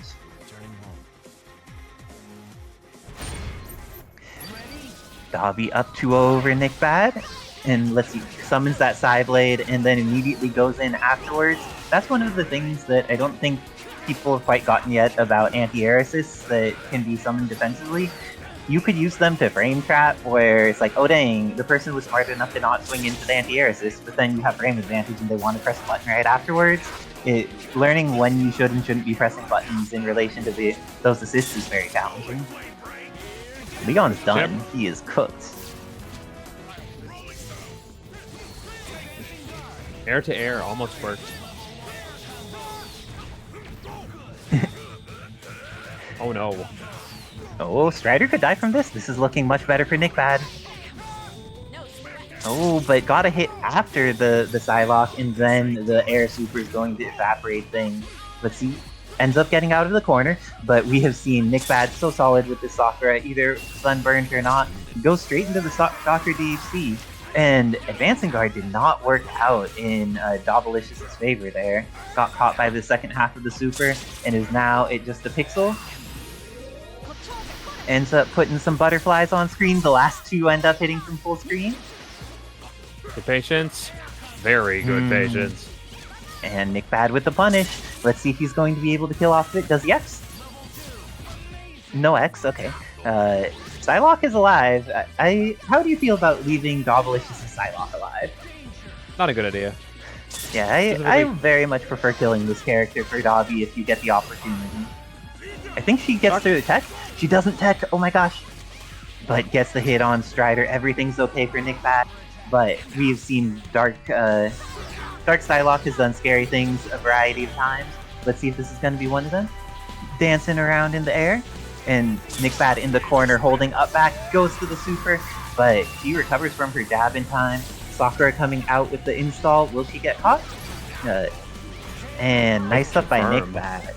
Able to get out that Psylocke when he needed to, and now gets on the board 1-2 against Dobbilicious. Amazing how comfortable Nick is with the Shocker assist. Yeah, it seems like he's integrated it into play quite quickly. And Leon, he has been trying so hard, but then thing hits him and he evaporates. It has not been the character that's been the most influential on Dobby's team, but fortunately for Dobby, their two most influential characters still around, Strider 2099 and Psylocke. Thing building bar just by blocking. So, and using that shocker assist. Throwing out lots of the Eagles in this matchup against Thing. I think it's an attempt to counter him when he goes for the rocky start, but I haven't seen many people be as proactive with that focus right at 2099. The big thing in Oh, nullification Pixel Thing! is Thing kind of advances by jump canceling like rocky start and skipping forward here and there. Shut it down and he just cannot move. Oh, and now this is going to be an opportunity for Strider 2099 to live. Gets to the other side and gets the hit, but then doesn't confirm it. And the snap from Sakura there, I'm not sure if that's what NickBad wanted, and now is left meterless full screen against some cyber animals, and gets mixed up with it as well. Dobbilicious, it doesn't matter whether he has Cajun Escape, he's gonna Cajun Escape anyways, right? Oh, Shocker taking all the damage here. Is this going to be enough to get him? No. Or normal screwed you over. NickBad, you got the knee drop and the punch, but didn't get the hit afterwards. And Dobby here resets. Okay, all part of the plan. NickBad just needs one good hit on Strider, even one good chip on Strider, and then it's all up to Psylocke. Now both of them down to their anchors. X Factor available. NickBad's already trailing, but there is no meter available, and with that, Dobbilicious' Psylocke closes it out against NickBad.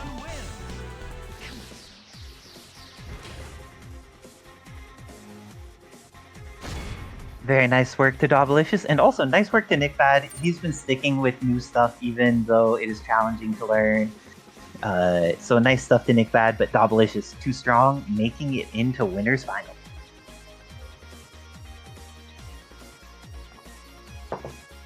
Next up, we've got Zeno versus CaptainBackpak.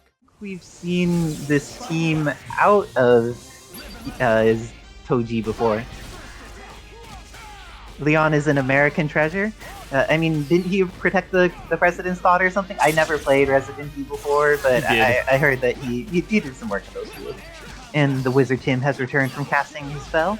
And with that, looks like you get to come into Leon, getting hit on US Agent, and getting another one. CaptainBackpak's US Agent at risk here. But because he survives, looks like Leon is going down.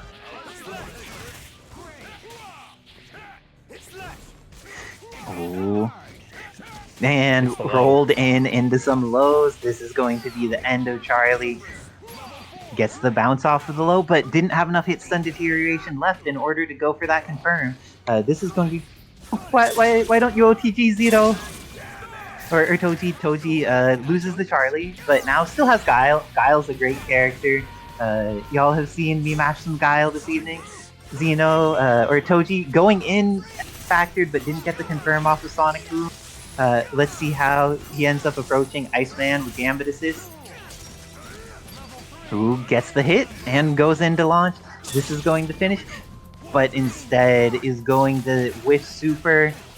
CaptainBackpak has the potential kill here with up the AC, definitely does. Oh no, it dropped in the corner.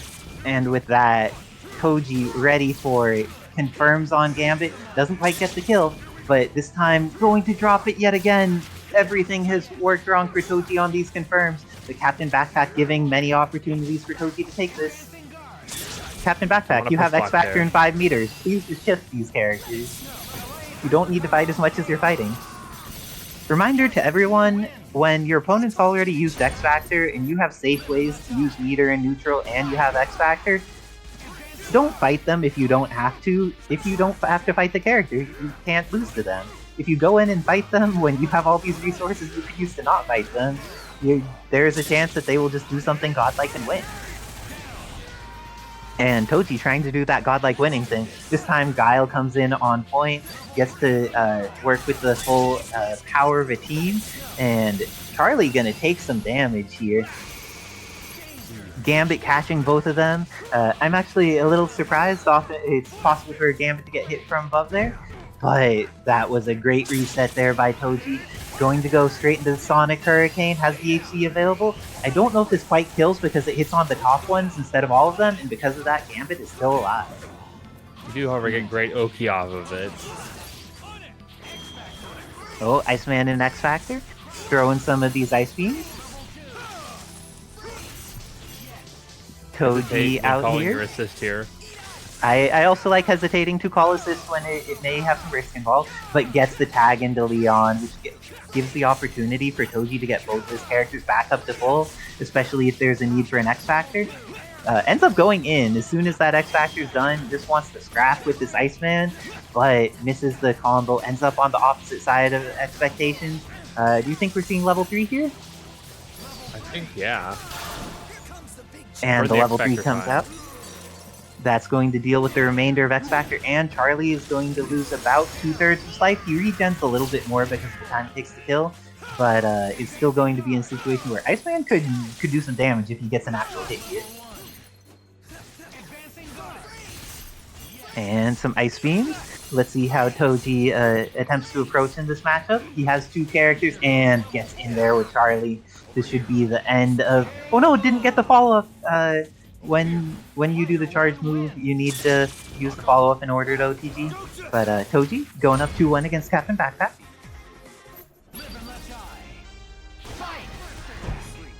Nice throw. Pick up. OTG. Too late. Oh, just went for a mix instead. But this time US Agent gets a hit, does not get the confirm off of it. Both of them being very cautious in some of these situations, not overextending. Oh, and with that, CaptainBackpak is going to kill off Charlie. Oh no, leaves him with the pixel. And the cross-up overhead manages to take him out. Ooh, let's see, going full screen against Guile I don't think is something I would like to do if I'm US Agent. When Guile is full screen from you, this matchup is very hard. When he's point blank, it can also be kind of hard, but like you have a much better chance than if he's full screen. And now Sonic Booms can actually interact with Ice Beam. Before the patch, Ice Beam to speed all projectiles. Backpack spacing their time, dropping the ice shards, setting up small little traps that are paying off big here. Oh, good air S, but doesn't get the confirm off of it. CaptainBackpak has access to X in level 3 available. That's not going to kill. That went the wrong way and didn't kill. Oh my gosh, everything is going Toji's favor there. Things did look so scary, but instead they lose their chance. And now they're still alive. Okay. They're not alive any longer. And with that, CaptainBackpak Oh no! uses level 3 and whiffs. Oh no, they no longer have any meter, and it's all left to Gambit. Let's see if there's going to be pressure from Toji here to take this. Strings into Not S, safe. and it didn't work. With that, CaptainBackpak taking another game. Let's see, is Toji sticking with this team? Feels like Charlie and Guile, feeling like something a little different than Charlie and Guile. Oh, maybe still Charlie Guile, but maybe a different thing than Leon? Maybe Betty? Like, yeah, I think the Red She-Hulk coming out would be an entirely reasonable decision. She's technically a U.S. agent. You know who her dad is? Oh, is that Thunderbolt Ross? Or Mhm. I'm not super educated in all of the comic elements. So, oh no, Batsu is Anchor. I have not seen much Batsu Anchor. I believe the assist that Toji's using was invulnerable in the previous version, but I'm pretty sure that Cali Kings fixed that in this one. Oh, but Batsu on point, you don't need your assist Malik to shield. be... Oh, pressing some buttons, but CaptainBackpak confirms them there. This is going to be... Oh, she's still alive. Getting the hit with some dive kicks. Throwing out Sonic Boom assist in order to cover some screen space. And then it's definitely Batsu's turn after he throws out his projectile action. Got the assist. That's not gonna catch the rest of the assist though, because the Arctic Attack is not OTG, and at far range, it's not gonna confirm off of Ice Beam. Unless the assist does that weird thing where they wake up and start getting hit. but has managed to take out almost all of Batsu in that. But once Toji gets in this Charlie starts doing the damage that's needed. Oh, but not enough to kill Iceman, and with that, the down TAC means that there's even more meter for CaptainBackpak. It does not get the kill. Hypercharging Star. Kills off Charlie with it. Guile falls in. Does he have what it takes? Throws out a Sonic Boom. This is a hard fight. Oh, that's gonna hit at that range, I think. Oh no, not quite. Back CaptainBackpak was able to get out of the way. Very fortunate for them. Very nice. Oh no, Toji didn't end up having the Sonic Boom charge to confirm off of his 2H. Okay, CaptainBackpak is leading with all of his characters. US Agent going to take some damage, but Gambit's looking healthy in the back. And the hyper charging Star gets caught by Flash Kick. You can't just do that against Guile, and now Toji DHC, but doesn't realize that Guile's Flash Kick Super does not knock down. Oh no! Ambitious. Went for it.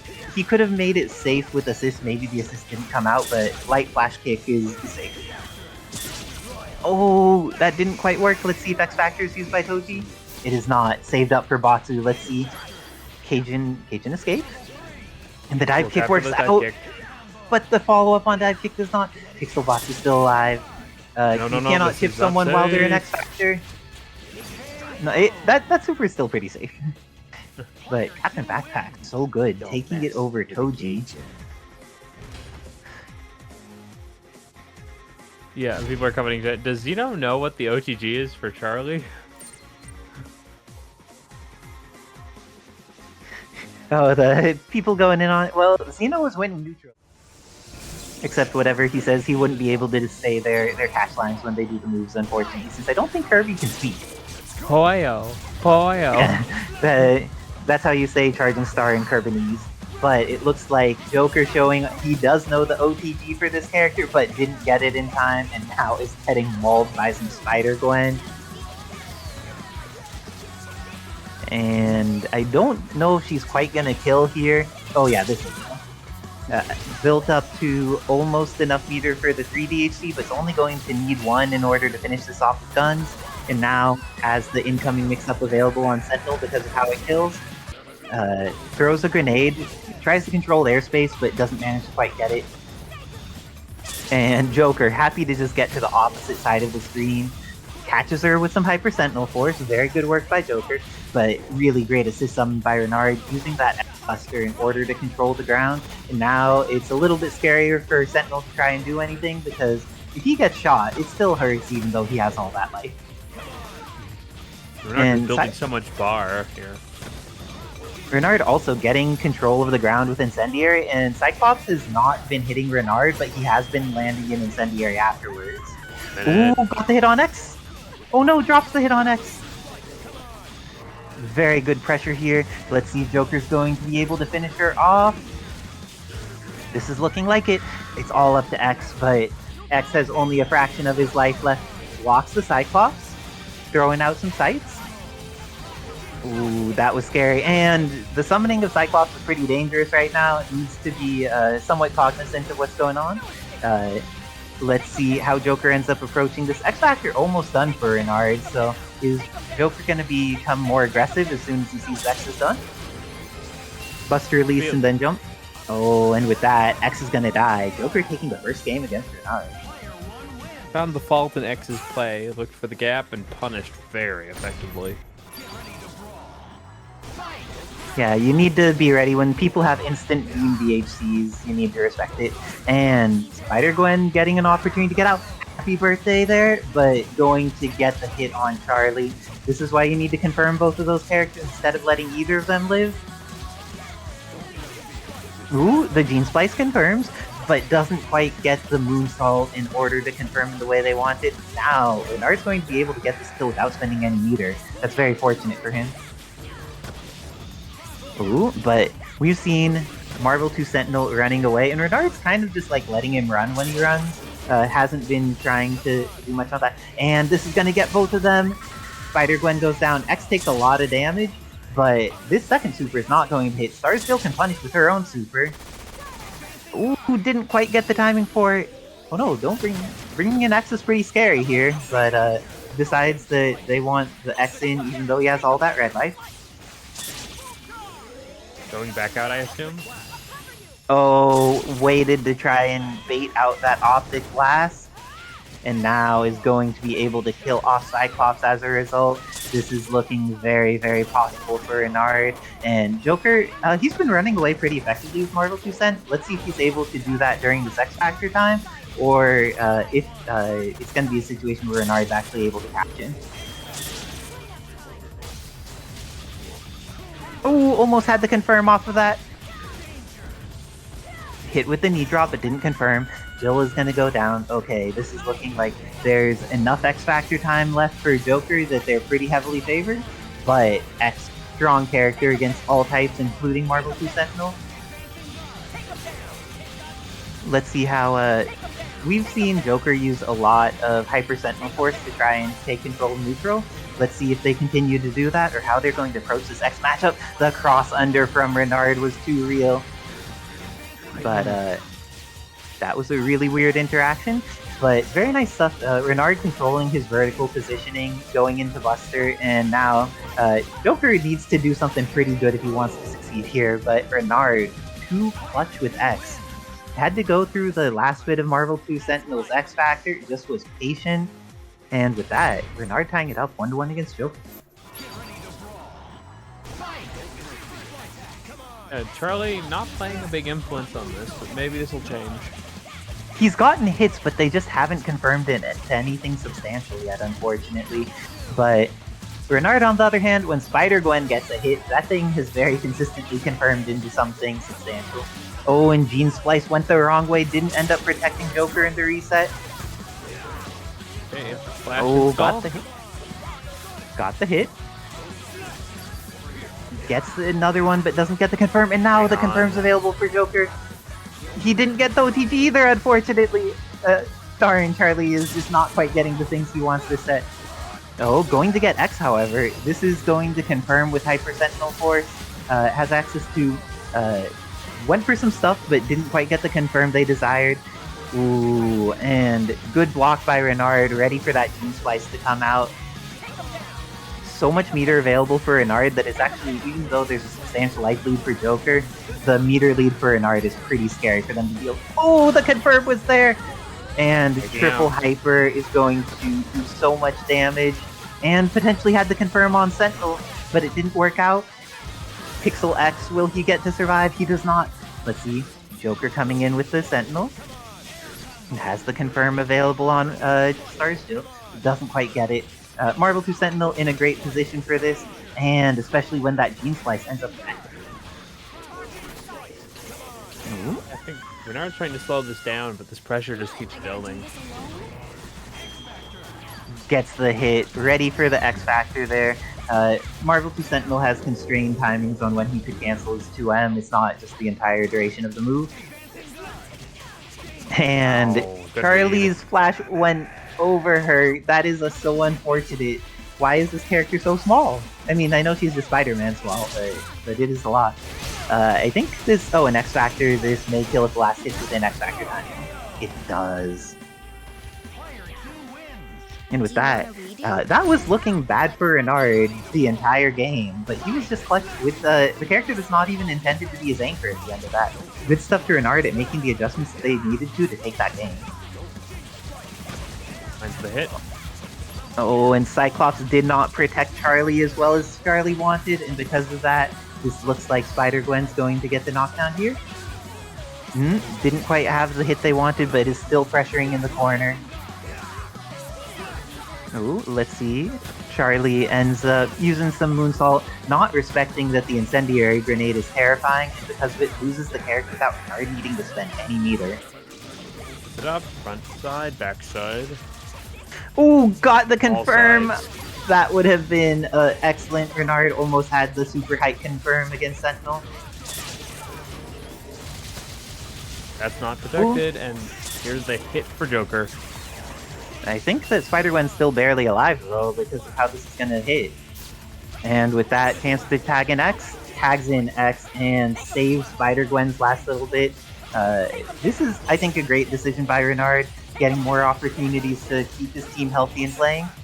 But if he just like uses some Buster on the ground, he could control it much more. X isn't going to be long for this world though if he keeps dealing with that.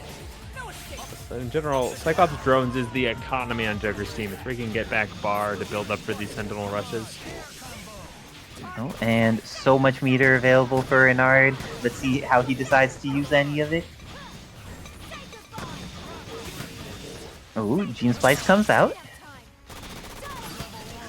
Ooh, and got her early. You want to make sure you start hitting her, so even if she DHCs, the grenades don't come out. So making sure to get that good aggression on there was exactly what Joker needed. Does he have the proper confirm to kill here? It looks like he's close, but not quite. Wait, anchored Gwen? Can it happen? Will it happen? It happened last game. Let's see if it could happen again. And she has 5 meters, but not going to make it through the Splice. 2-2, tied all up. Did you see Joker just back jumping so he didn't have to go for overhead blocks at all during those interactions? Let's see how they each approach this. I feel like Renard is letting Joker get drones out too often, because drones are scary, but you could keep them off the screen if you just like shoot at the character. And he has the tools to do that with Spider-Gwen, but instead, Charlie's getting these hits here, going to actually send Spider-Gwen back to mid-screen. And gets the mix with the Sonic Move teleport. This is going to be the end of Spider-Gwen. Looking pretty good for Joker, but S.T.A.R.S, Jill, and X definitely can make this happen. Ooh, gets caught. But S.T.A.R.S, Jill is ready for when she doesn't die. This is looking pretty scary for Charlie. I believe he can do this for just... It'll take all 3 bars. Oh no, this is not... maybe just 2? It was just 2. That is so fortunate for Renard. Leaves himself in a situation where... but as we've seen, Joker just flies out so effectively with Marvel 2 Sentinel. Renard has not been chasing him down in the air effectively enough to keep him from really getting caught there. Would you recommend using the photon projectile in this matchup? Some of the time, but Marvel 2 Sentinel has so much life that you want to be pretty conscious of when you're doing that, because it will do a very small amount of chip to him. This catches it against X, does a ton of damage. Let's see if Renard leaves him in, ends up getting caught by the drones. It is all up to S.T.A.R.S, Jill. She has tons of meter and she has X Factor. Oh, and drones is being summoned in a way that I think is pretty dangerous for Joker to go for. And now Cyclops gets hit after he goes for Bulldog. This is looking very unfortunate for Joker. Incoming mix-up is going to be available for S.T.A.R.S, Jill. Ends up using the level 2, so he has easier timing setting up the incoming. Layers. And so many layers. Oh, got the hit but didn't get the correct confirm, and because of that, Joker takes a 3-2 over Renard, eliminating Renard from the tournament. Also, for those who don't know, if you are angry at Meat for some reason, you could donate 69 bits to the channel and give it a bit of a beating. And, good stuff to Joker. Well, a sound alike with nothing to do with a certain... Shocker put in all the work for NickBad. Do you feel like that's actually been the threat on the team this evening? I think all these characters shine in different matchups. I think Nick's just trying to get out the last little bits of glue for this whole team. And off of the knee drops gets the confirm. Is going to be able to do all kinds of damage to US Agent. Went for the TAC and it didn't work.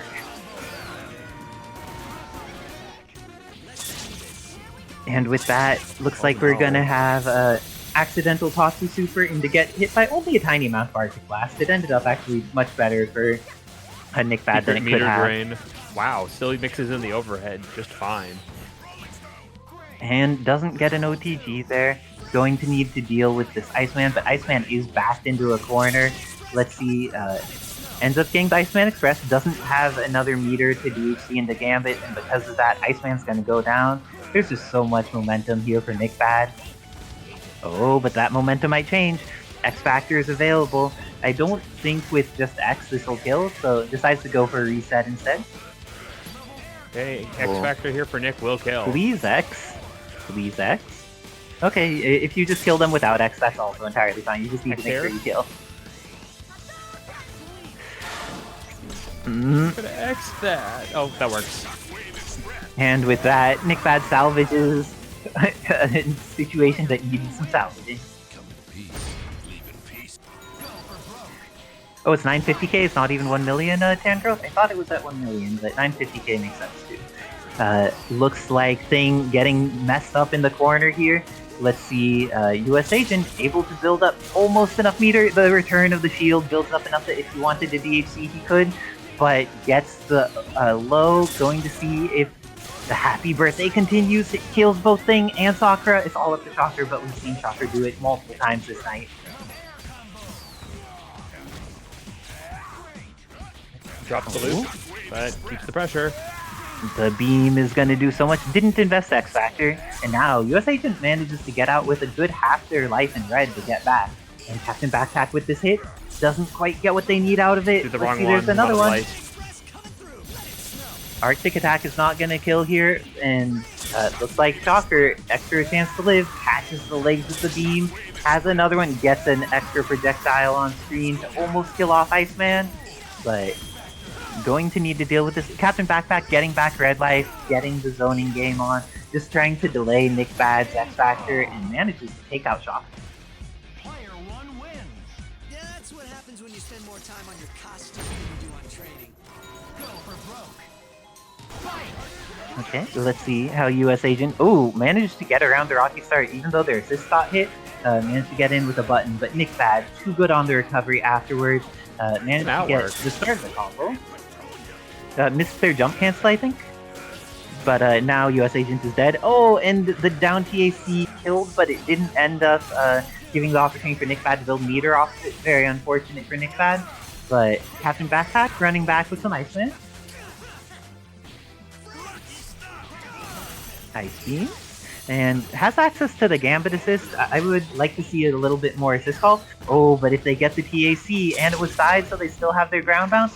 Oh no, that keeps going the wrong way. That is so unfortunate for CaptainBackpak. And I think that must have been adjusted by Cali Kings, because that Arctic Attack used to hit behind it like 1000% of the time. But that time it was actually great, so nice job on Cali Kings adjusting their characters to have better interactions with the environment. Oh no, that's dropped for some reason. Oh, but gets another hit, and CaptainBackpak killing off the Thing. Sakura could just get chipped here, and uses a meter so it's not even chipped. That works out even better for the CaptainBackpak, and with that, hits on Shocker, has access to level 3. I don't think it'll kill Shocker, but it will leave him with essentially nothing. Okay, Pixel Shocker. Oh, maybe it won't even be a Pixel? No, it's a Pixel. Has S? Okay. Ooh, good layers. Let's see. Vibro bounces.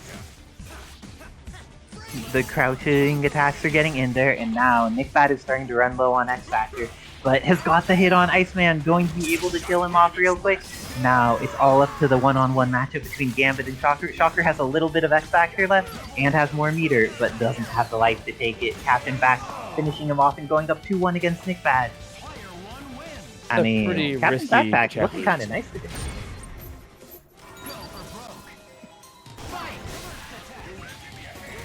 Getting the hit. Let's see if there's confirms available. NickBad has been getting a lot of value out of that Shocker assist, but looks like CaptainBackpak here getting the confirm doesn't get the shield slash. Because of that, they're going to lose their entire life to the Thing. This is a ton of damage. Ends up using 1 meter DHC into the Hadouken. This is going to kill him off, but Sakura left in sunblock mode. Ends up dry tagging back into the Thing. I don't think that was safe. Alright, let's see the full damage here. Who cares if it's safe? Sometimes you just need to take the risk and do something, and it works out in your favor.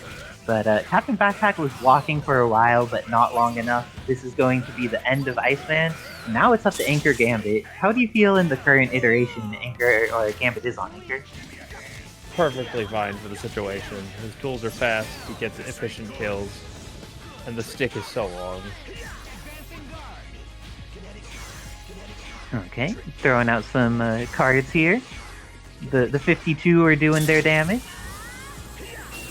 And goes for the DHC.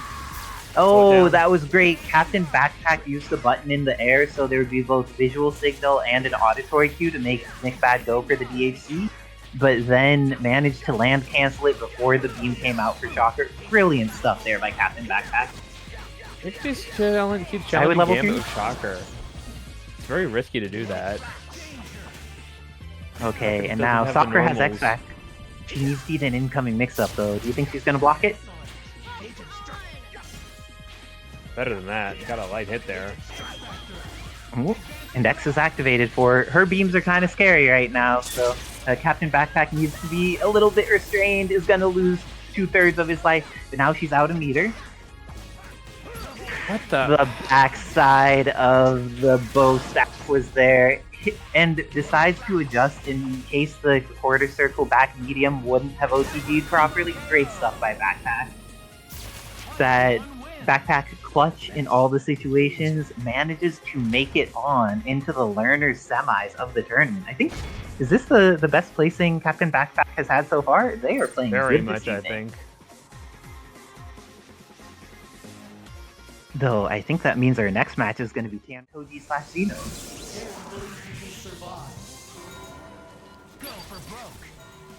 Avengers committing to another character, even as War Machine's still in the works of getting done. I mean, Zangief is mostly just Hagar, except no pipe and the anti-air grab is stupidly fast.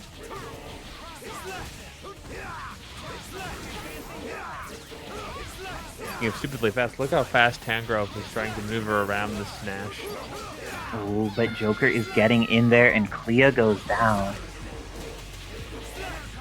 Joker's been very good at punishing people for trying to do stuff on incoming. Has put out that both sides upward hitting hitbox from Charlie, and now going to catch with this Hyper Sentinel Force. Sakura is done for. Ends up taking a meter. It's possible that he could save the meter by doing spit, fly cancel, S into Rocket Punch, but ended up just going for a different thing. And Tangrowth here with this Anchor Jill has plenty of meter, has X Factor, but what will she do to get around Sentinels flying around in the air and summoning Beamlight? This is very risky. Please X and kill this character? Why would you not X and kill this character? He's so terrifying. Oh, all part of the plan. I just didn't understand the genius. Tangrowth gets the kill on Marvel 2 Sentinel and now has all their meter available. X Factor's only going down a little bit. Gets the hit but doesn't get the confirm off of it, while the Joker gets their own confirm. Going to go for the mix because they got to the ground too late and hit the OTG. And with that, Joker takes the first game against Tangrowth. Player 1 wins. Sorry, but I can't guarantee. So let's see, Joker immediately going back in, Tangrowth taking the second to thing. Looks like she's staying with the same team. Let's go. Ooh, Sonic move, or what's the name of the hyper install that improves the Sonic move and other things? I don't actually know the name of the hyper. I can't remember. I usually just refer to it as Sonic Soul. I'll give it for it. Ooh, gets the confirm on Clea here. Oh, doesn't press any more buttons afterwards, and because of that, Tangrowth has the chance to play this character that she's so well with, and has done so much optimization for. But Clea goes down, and now it's up to Sakura and S.T.A.R.S. Oh my gosh, Fruity Feast. Gifting to the cheese community with CaptainBackpak. Thank you for supporting the community fetus, and also congratulations to CaptainBackpak on playing so well this evening thus far. Who knows, this may even be CaptainBackpak's first tournament. Or first tournament win, I should say, depending on how they do during the rest of the bracket. What a breakout. Nice throw. Oh, didn't get the X Factor combo with Sakura. That is unfortunate for Tangrowth. Going to get into install. What did she do? Gets a hit, but does not get the confirm into air S off of it, and because of that, Sakura is done. It's all up to S.T.A.R.S. and X Factor has run out for both players. Feel that pressure, feel that speed. It's getting very close. Oh, gets the throw, however, and with that throw, this is going to be a hit on Marvel 2 Sentinel. She's going to have the pseudo level 3 available. Doesn't get the finisher at the end. That was so unfortunate for Tangrowth. Let's see what she does to try and get any more hits against the Sentinel. Instead, she gets hit by him, gets the hit with the gun, but Gene Splice has just too consistently been effective at getting her. And with that, looks like the Dreams Won't Die catches her on the way up. Very good stuff from Joker, knowing what their DHC's options are, killing off Tangrowth in a way she couldn't have dodged anymore. This what happens when your brain is on poutine. He's playing genius. The poutine power-up? I don't know, if we could get Joker in chat later, do you have a favorite poutine variant that is delicious? Oh my gosh, S.T.A.R.S Jill is bleeding right now. She has eaten too many Sentinel drones, too many moonsaults, but Clea gets the hit. This is all that Tangrowth needs. Should be able to kill off Charlie. Doesn't get enough charge time to make it work, and because of that is going to get the mix instead. This works out. Gets the knockdown on Cyclops. And now the hit on Marvel 2 Sentinel. I would invest resources here because this character has consistently been very hard for Tangrowth to catch. Should be able to block here. One of the... oh no, with still able to block. And oh my gosh, Warrenville, Waste Again. Thank you for following. Thanks to everybody Was taken.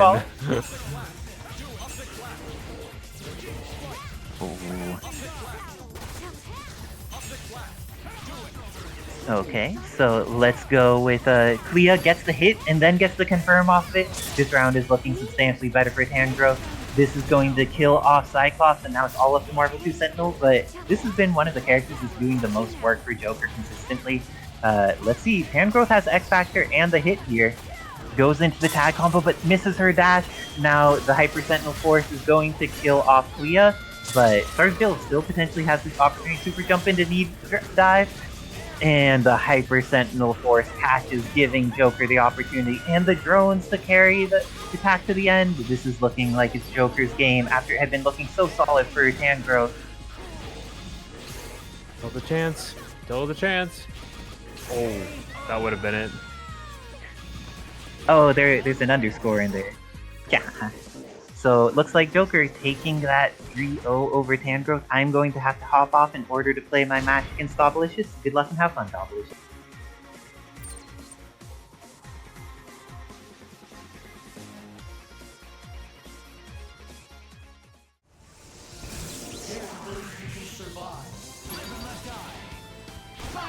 So Gambit has the tools to keep Talbain out, which is the... well... keep him out so long as you don't just mass launcher. That's not safe.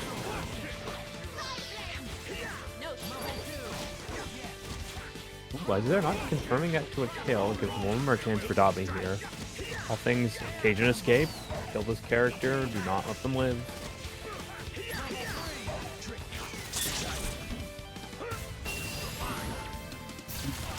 Realizing they got the wrong super, try to even it out. Does successfully. Here comes the mix. Isicera just trying to go to the ground to charge here, getting hit. They'll be going to build just enough bar, potentially, to set up this pressure. Relying on Sonic Booms. They're going to set the mid-screen and build just a little bit more bar towards this 5. He doesn't have Dark Phoenix, but still loves the resources. Isicera plays with all tools they have available. Now, Isicera respecting Gambit's pressure options. He's going to utilize fireball pressures. And just let Dobby try and run it out until they die from chip. Captain on the back. Isicera is not motivated or required to go in here, and still can rely on situations like Dobby trying to use Ninjutsu to get in without any assists or expected back in. First up, Isicera.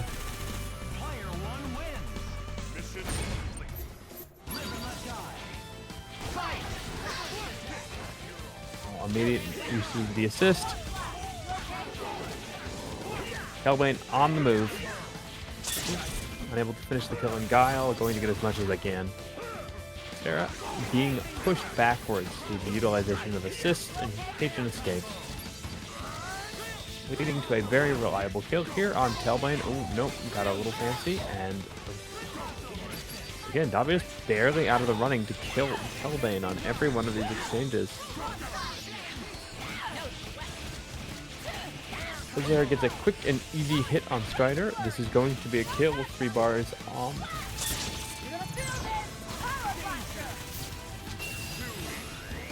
But only 2 needed. Okay, he brings in the cap. Goes for a simple Guile pressure, baiting something like a button. Gambit is powerful, but he is not the fastest character. Can be hit out of the normals. Specifically when you have an armored assist like Guile.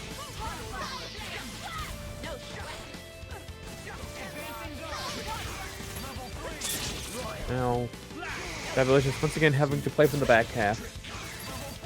Has to force Isicera and put pressure on, but this is how you do it. Think about it, CaptainMarvel. Now, can you break Guile? Occasion escape somewhat heavily nerfed in the face of Sonic Boom or Flash Kick controlling the space. Ninjutsu finds its hit though, and I would X-Factor this character. It's definitely the heart of the team, offering a very strong assist and an excellent keep away point. We're trying to go for simple chip. Sarah's going to jump to avoid, and now gets to start their game. Anything will kill between Sonic Boom or Flash Kick. Sarah going for airborne challenge. Wow, the occasion escape still finds its mark. Isicera now down to Talbain. Has X Factor though. Ooh. Psylocke winning this one out. Gets this pickup. And 1 on the board for Dobby.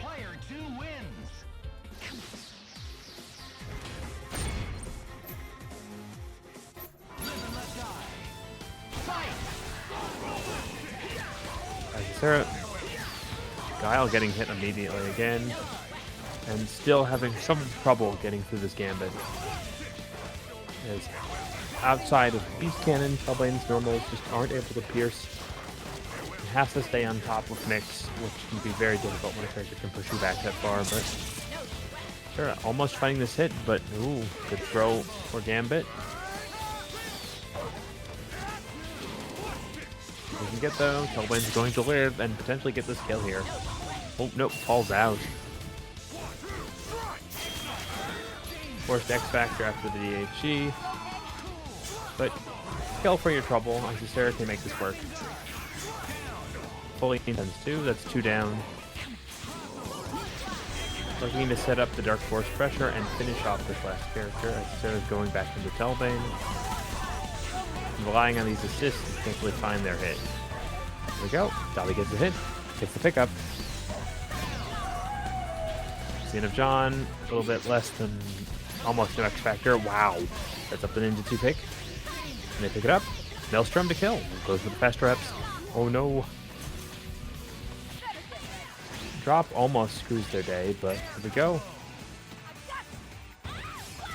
Both meter maxed out, and both characters pretty close to healthy. It's a real match without X Factor, but Isicera gets these hits and gets the follow up. 2 up.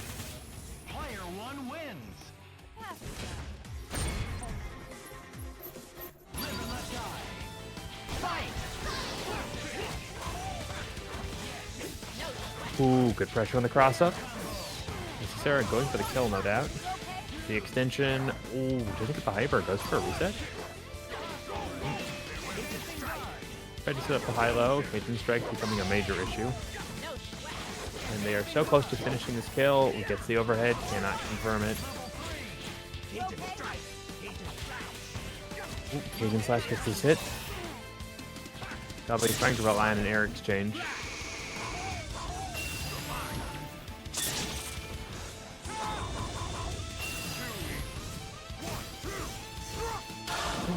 Dobby doesn't take the bait. Isicera finding a quick low, almost gets a further confirm there. All resources are coming together. Dobby's patience being rewarded by Isicera not being stopped yet. But this is a good start. It's the OTG pickup.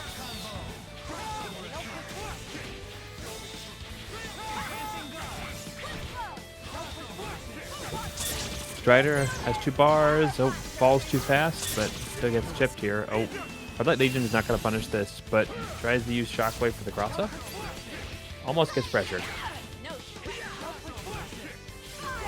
Isicera just slowing it down again.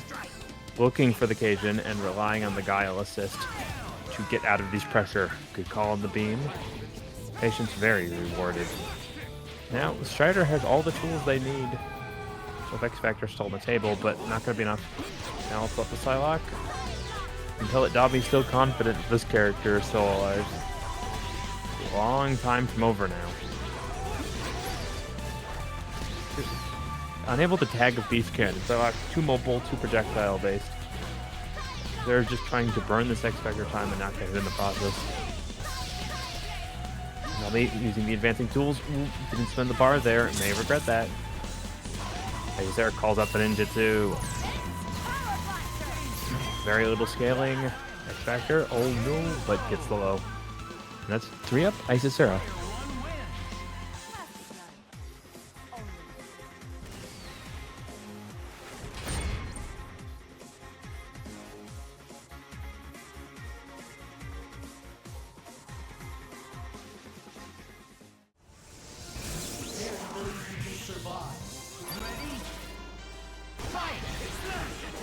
Big situation when challenging these two is that Joker relies heavily on the fact that Sentinel's going to back the assist and Charlie pressure.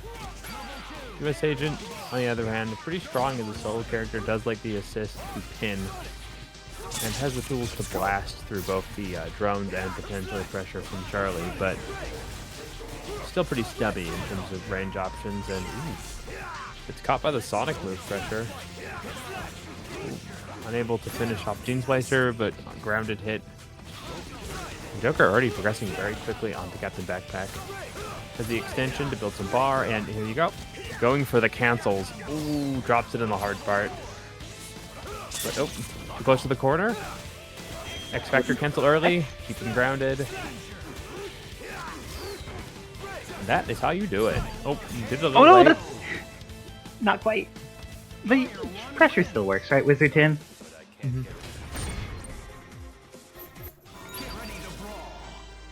That is the cool thing about the install is you can take any of the Sonic slashes and cancel them into Sonic moves and then immediately stop. Mm-hmm. I'm thinking It's like pretty when you sweet. Oh no! But you don't have enough frame advantage to actually do that much of stuff. Though I have to note, US Agent is the last DMC character in this bracket. Earlier, HakethKOTB was like, dang, it's impossible to beat these EMC characters, and then all of the EMC characters kinda got smoked throughout the course of the bracket. Top 4 is all Cali Kings and Tabs characters, except for US Agent, who's CaptainBackpak effectively running. Now, this is always a challenge. Joker, easily one of the best Sentinels still in the game. Mm-hmm. Just does a great job. So intuitively. Mm-hmm. And takes good advantage of having the Gene Splice assist while simultaneously being willing to like run away enough and fly around, play footsies without needing to be near the opponent, and has just been pressuring in the corners so effectively here. Have you ever been doggy paddled to death by a giant robot? It's more likely than you think. Let's see if Gambit gets the opportunity to get through here. The Hyper Sentinel Force into the install for the mix. He crossed himself up, so the input went the wrong way. And with that, let's see. Cajun Escape gets the hit. No X Factor available, but level 3 is. And with that, I don't think level 3 will let him kill, but it will... Oh no, it doesn't even go for level 3. How do you feel about going for level 1 here? Considering how much HP Sentinel has, you're definitely hurting yourself by assuming you can just finish him off reliably. Ooh. Joker taking good advantage of that jump cancel on block or the standing heavy, and manages to take the second game over CaptainBackpak.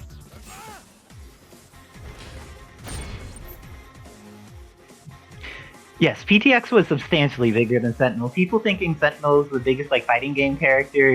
PTX and Gold Lighthand were enormous. Let's see, Joker's ready to hop back in. CaptainBackpak maybe taking a moment to think, reevaluate how they want to approach the matchup. Sticking with their team though.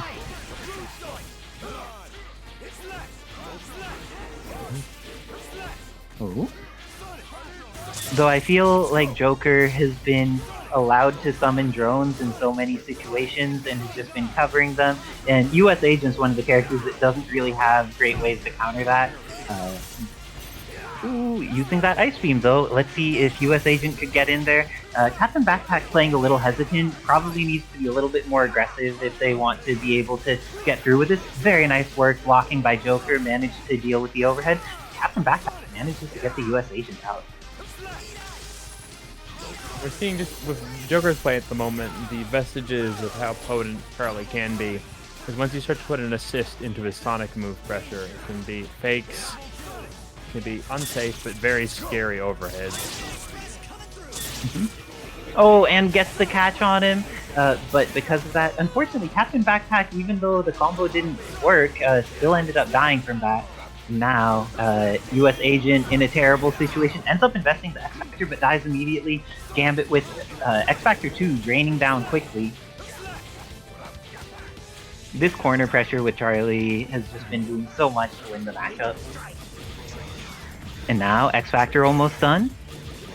Let's see how Marvel 2 Sentinel ends up approaching this. Gets the hit. Will X-Factor be used? Just going for some confirms instead. Has the bar now. Doesn't have the kill though. Yes, but any upcoming thing can definitely kill. This could X here? Oh, could have made that so much easier on themselves by Xing and then just flying forward, but everything working out for Joker. It takes it 3-0 over CaptainBackpak in order to fight Dobbilicious in the Learners Finals of this tournament. That's correct. Sentinel being the pride of Cuisinart everywhere. And the final representative of EMC characters has lost. Good work, CaptainBackpak, taking top 4? Top 4 in the tournament? Oh my gosh, taking 4th, congrats. Yes, and I believe in their previous game against Joker, the Monster Hunter was really doing good work against often Happy Birthday multiple of their characters. Mr. Sentinel is just very easy to hit. Ooh, getting the hit there, and this time it's a confirm on Charlie, and even though she got some nerfs, hitting like a truck was not one of them. This character can still kill you dead, and Dobbilicious going to hit, maintains corner, and then can DHC into Gambit if they so desire. And with that, brings Monster Hunter back in, likes having these giant tools to fight all of that space that Sentinel likes to cover. But the Gene Splice has been effective against her. Gets over with the air quarter circle back medium. Good stuff from Dobbilicious using the movement tools. A lot of people feel if characters like slow and armored, they shouldn't use their movement tools, but Dobby showing that you will succeed much more if you go for it. Ooh, got the catch and was able to take out Sentinel's meter with that too. Very good stuff to Dobbilicious.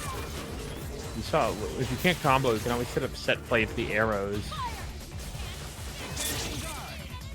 Oh, didn't quite build the meter that they needed to DHC as they intended.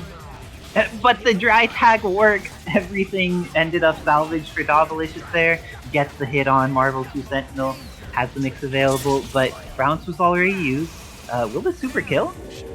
Oh, no. Last hit. Cyclops?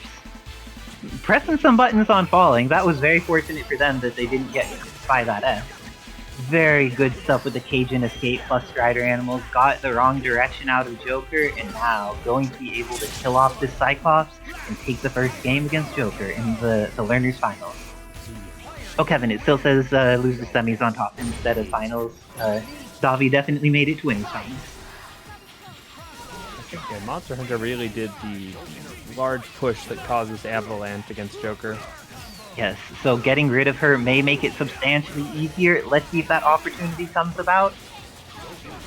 Oh, just went for the 6H. On the dash. Ooh, and this time things are looking way better for Joker. Has the hit on this character, kills off Monster Hunter. Was Charlie still healthy? Good meaty. Ooh, and this is going to be activate installed. Excalibur to get around some things. Ooh, went for some pokes, but it did not work. How do you feel about Strider 2099 against the whole team here? Oh no, that's how you do it against a whole team! Because I was worried that he was going to get hit there, but it's all working out.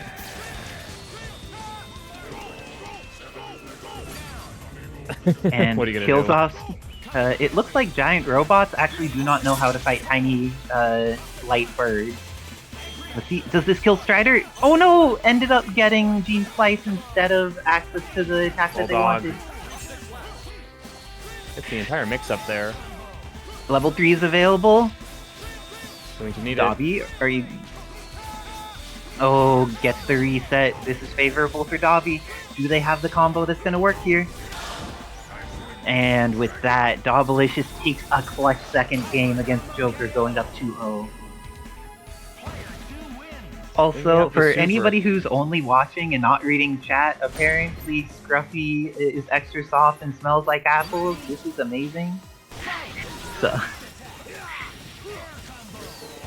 But Monster Hunter, getting beat down a little bit. It seems like that first game, she was really able to establish her momentum, but that since then, Joker's really made some good adjustments. Utilizing these tools much better to just put her in a corner. Ooh, and the happiest of birthdays takes Gambit as well. Ooh, this is looking like his Joker's game, but last game looked like Joker's game too. Good patience, good patience. Ooh, good assist summon, and great block there by Joker. It looks like that didn't cross up, and he managed to block the uncross up. Nice But catch. didn't TAC, and Dobby went for that TAC, and it didn't work out. Gets to block. But this chips out. Okay, it's all up to X Factor 3 Strider. Last time there was a happy birthday, and that helped Dobby substantially. Let's see if there will be another happy birthday in the set. Oh no, Look X. like it. No X here from Joker. Look at that work. Oh, they adjusted, but now Dobby can take this.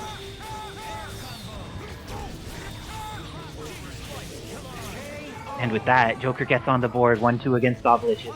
Third game going substantially better than the previous two. Been making adjustments each game, seeing how to approach things. Let's see if this time Monster Hunter ends up getting smoked a bit. Finds the Oh, hit, she here comes the got damage.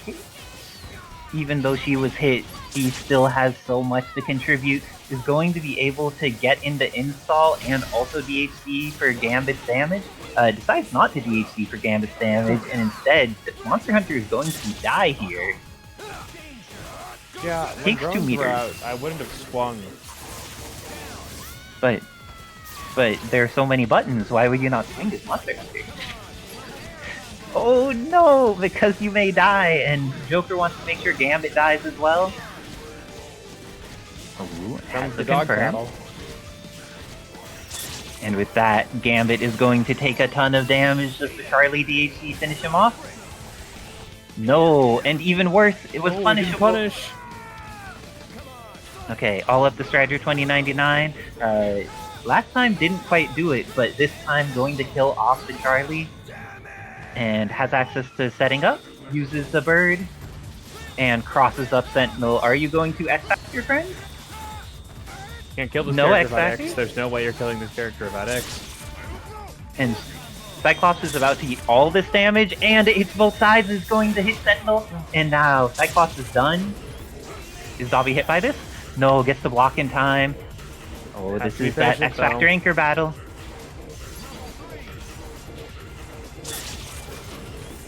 Does this clip Sentinel's head? It does, but Dobby gets clipped as well, and with that, it goes to 2-2. Oh, okay, it goes to 2-2 with Joker and Sentinel clutching it out on anchor.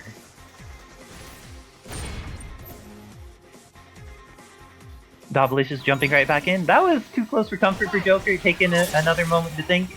Oh, and this time managed to get the install out of Joker without him actively getting to install. I think that's 2. Yes, could have potentially set up the happy birthday, but this is just going to do lots of damage. I think that Charlie barely lives. Has X the chip. Oh, Take gets that. Cyclops with the range low, and now this is looking so good for Dobbilicious. They needed to make comebacks in some of those previous games. There's no comebacks required when you get this type of momentum at the beginning. Cyclops goes down, Charlie's left on anchor, but you know, Marvel 2 Sentinel has really been the star of the show this entire set. Well, this is risky. Yes. No bar. But she got the block, and now if Joker doesn't know the gimmicks, this character is extra terrifying. I wasn't even referring to this character, but this one also. And nice TAC break, ready for the second one. The 3-hit break armor there, good stuff. Now Strider 2099 coming in. Looks like all of Dobbilicious characters want to make an appearance. Good patience. Good X. Good X into confirm. That is some stuff with Dobbilicious. Marvel 2 Sentinel goes down. Now, do you think Charlie and X Factor 3 can handle this full team without X Factor? It's very possible. He has incredibly good happy birthday tools, but dealing with these normals is the first step. Oh, killing Monster Hunter? Okay, it has an incoming mix-up on Gambit. What an Hits incoming. that too? Confirmed, super close. Gambit is down, and there's still so much X Factor remaining. This could be either player's match. Excalibur? Called it. In the Excalibur! Oh, but Dobbilicious has this. Oh no, you could have just OTG'd into level 3! And you have orbs. Dobbilicious in a great position here. Activates another orb. Just needs to get one good hit, and that was it. Confirms into air super and finishes off Joker. Good stuff to Dobby being clutch in the very end. And good luck and have fun to Dobby. I'm excited to play. Kevin lost for words in that last segment.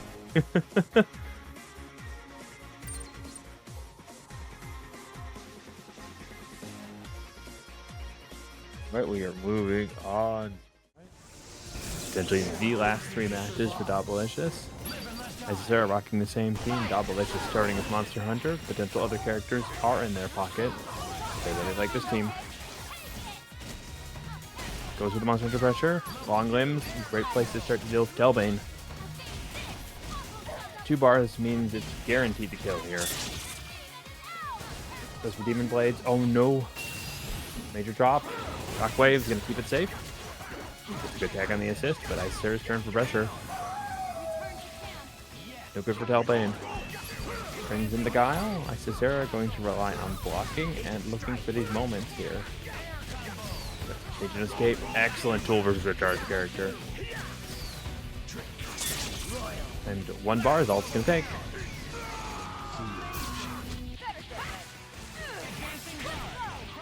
Ooh, slow. Blitzblood. No, not enough to pick up there. Isicera now relying on meterless as much as they can. X Factor and bar is still on deck. Okay, Gambit down. Isicera resource still heavy. Ooh, goes for high, and then brings in the low. Isicera going to need only 1 bar for the kill. Taking us to the ground. Right. X-Factor both players, resources for both players, any hit will kill. It all comes down to your skill. So we're going to rely on defensive tools here to weather out the storm that Dobby campers into Strider. So anytime Dobby puts tools into the storm, their damage output does get considerably weaker. And with the quick hit, Isicera goes up 1.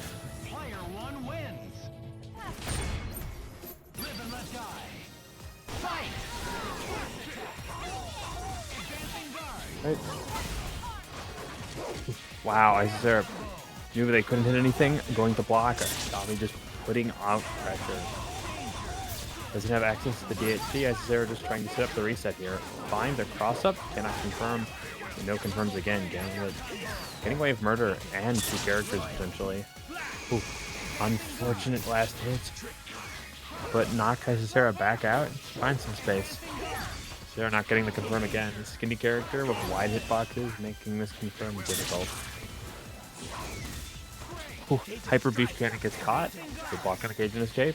They're just trying not to get chipped here. Shockwave probably going to be enough. Here comes Guile again. Ooh. Dobby utilizing the assist. He goes in the pressure. Oh no, too close to the corner. Keeps it going. Put on to CaptainMarvel again. Can this comeback happen? Ooh, finds the punish. Doesn't want to get by Cajun Escape. Okay, I have plenty of X Factor, so I can get this quick hit. Monster Hunter going to slow this down, putting out defensive normals. Ooh, nice. Sarah find a punish on Demon Blades. Guess it happened. Strider also utilizing their tools to excellently slow this match. They're going to have to do this mostly if X Factor. It's just enough for the Strider. Ooh, last hit. Beam just enough. Okay. Copy his X Factor. Mister finds this hit, needs to build one more bar. Has it. Ooh, 3.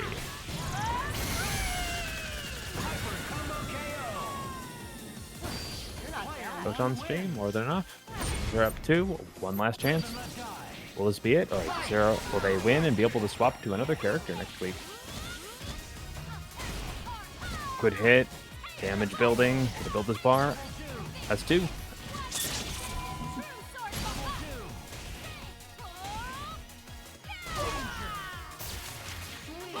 Oh, doesn't choose to kill Talbain. Depends where to see them as a threat. Really weren't. Guile now up to bat. Isicera finds the throw. The first people to adjust on the fly went under the gun with Monster Fish. Sometimes you just find throw, other times you're going to have to block.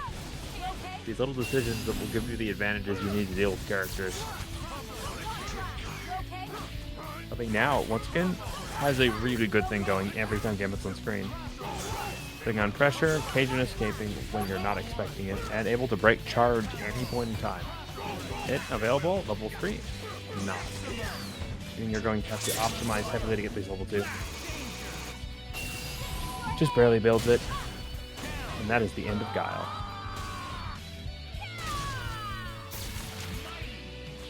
Okay, Isicera has X Factor 3, CaptainMarvel. Will they do it all 3 times? This one's potentially the most difficult. Ooh. Let's blow. Take us to the corner. Oh no, major clutch. Going to have to rely on Chip here. Wait, this is a throw. X Factor available.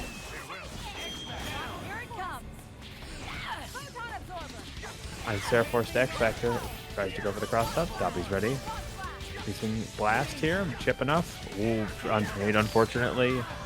Dobby's X Factor. Do it earlier. Oh, this is gonna kill. Could have killed after that with X Factor. Right. Isicera. No resources available, but still has bar.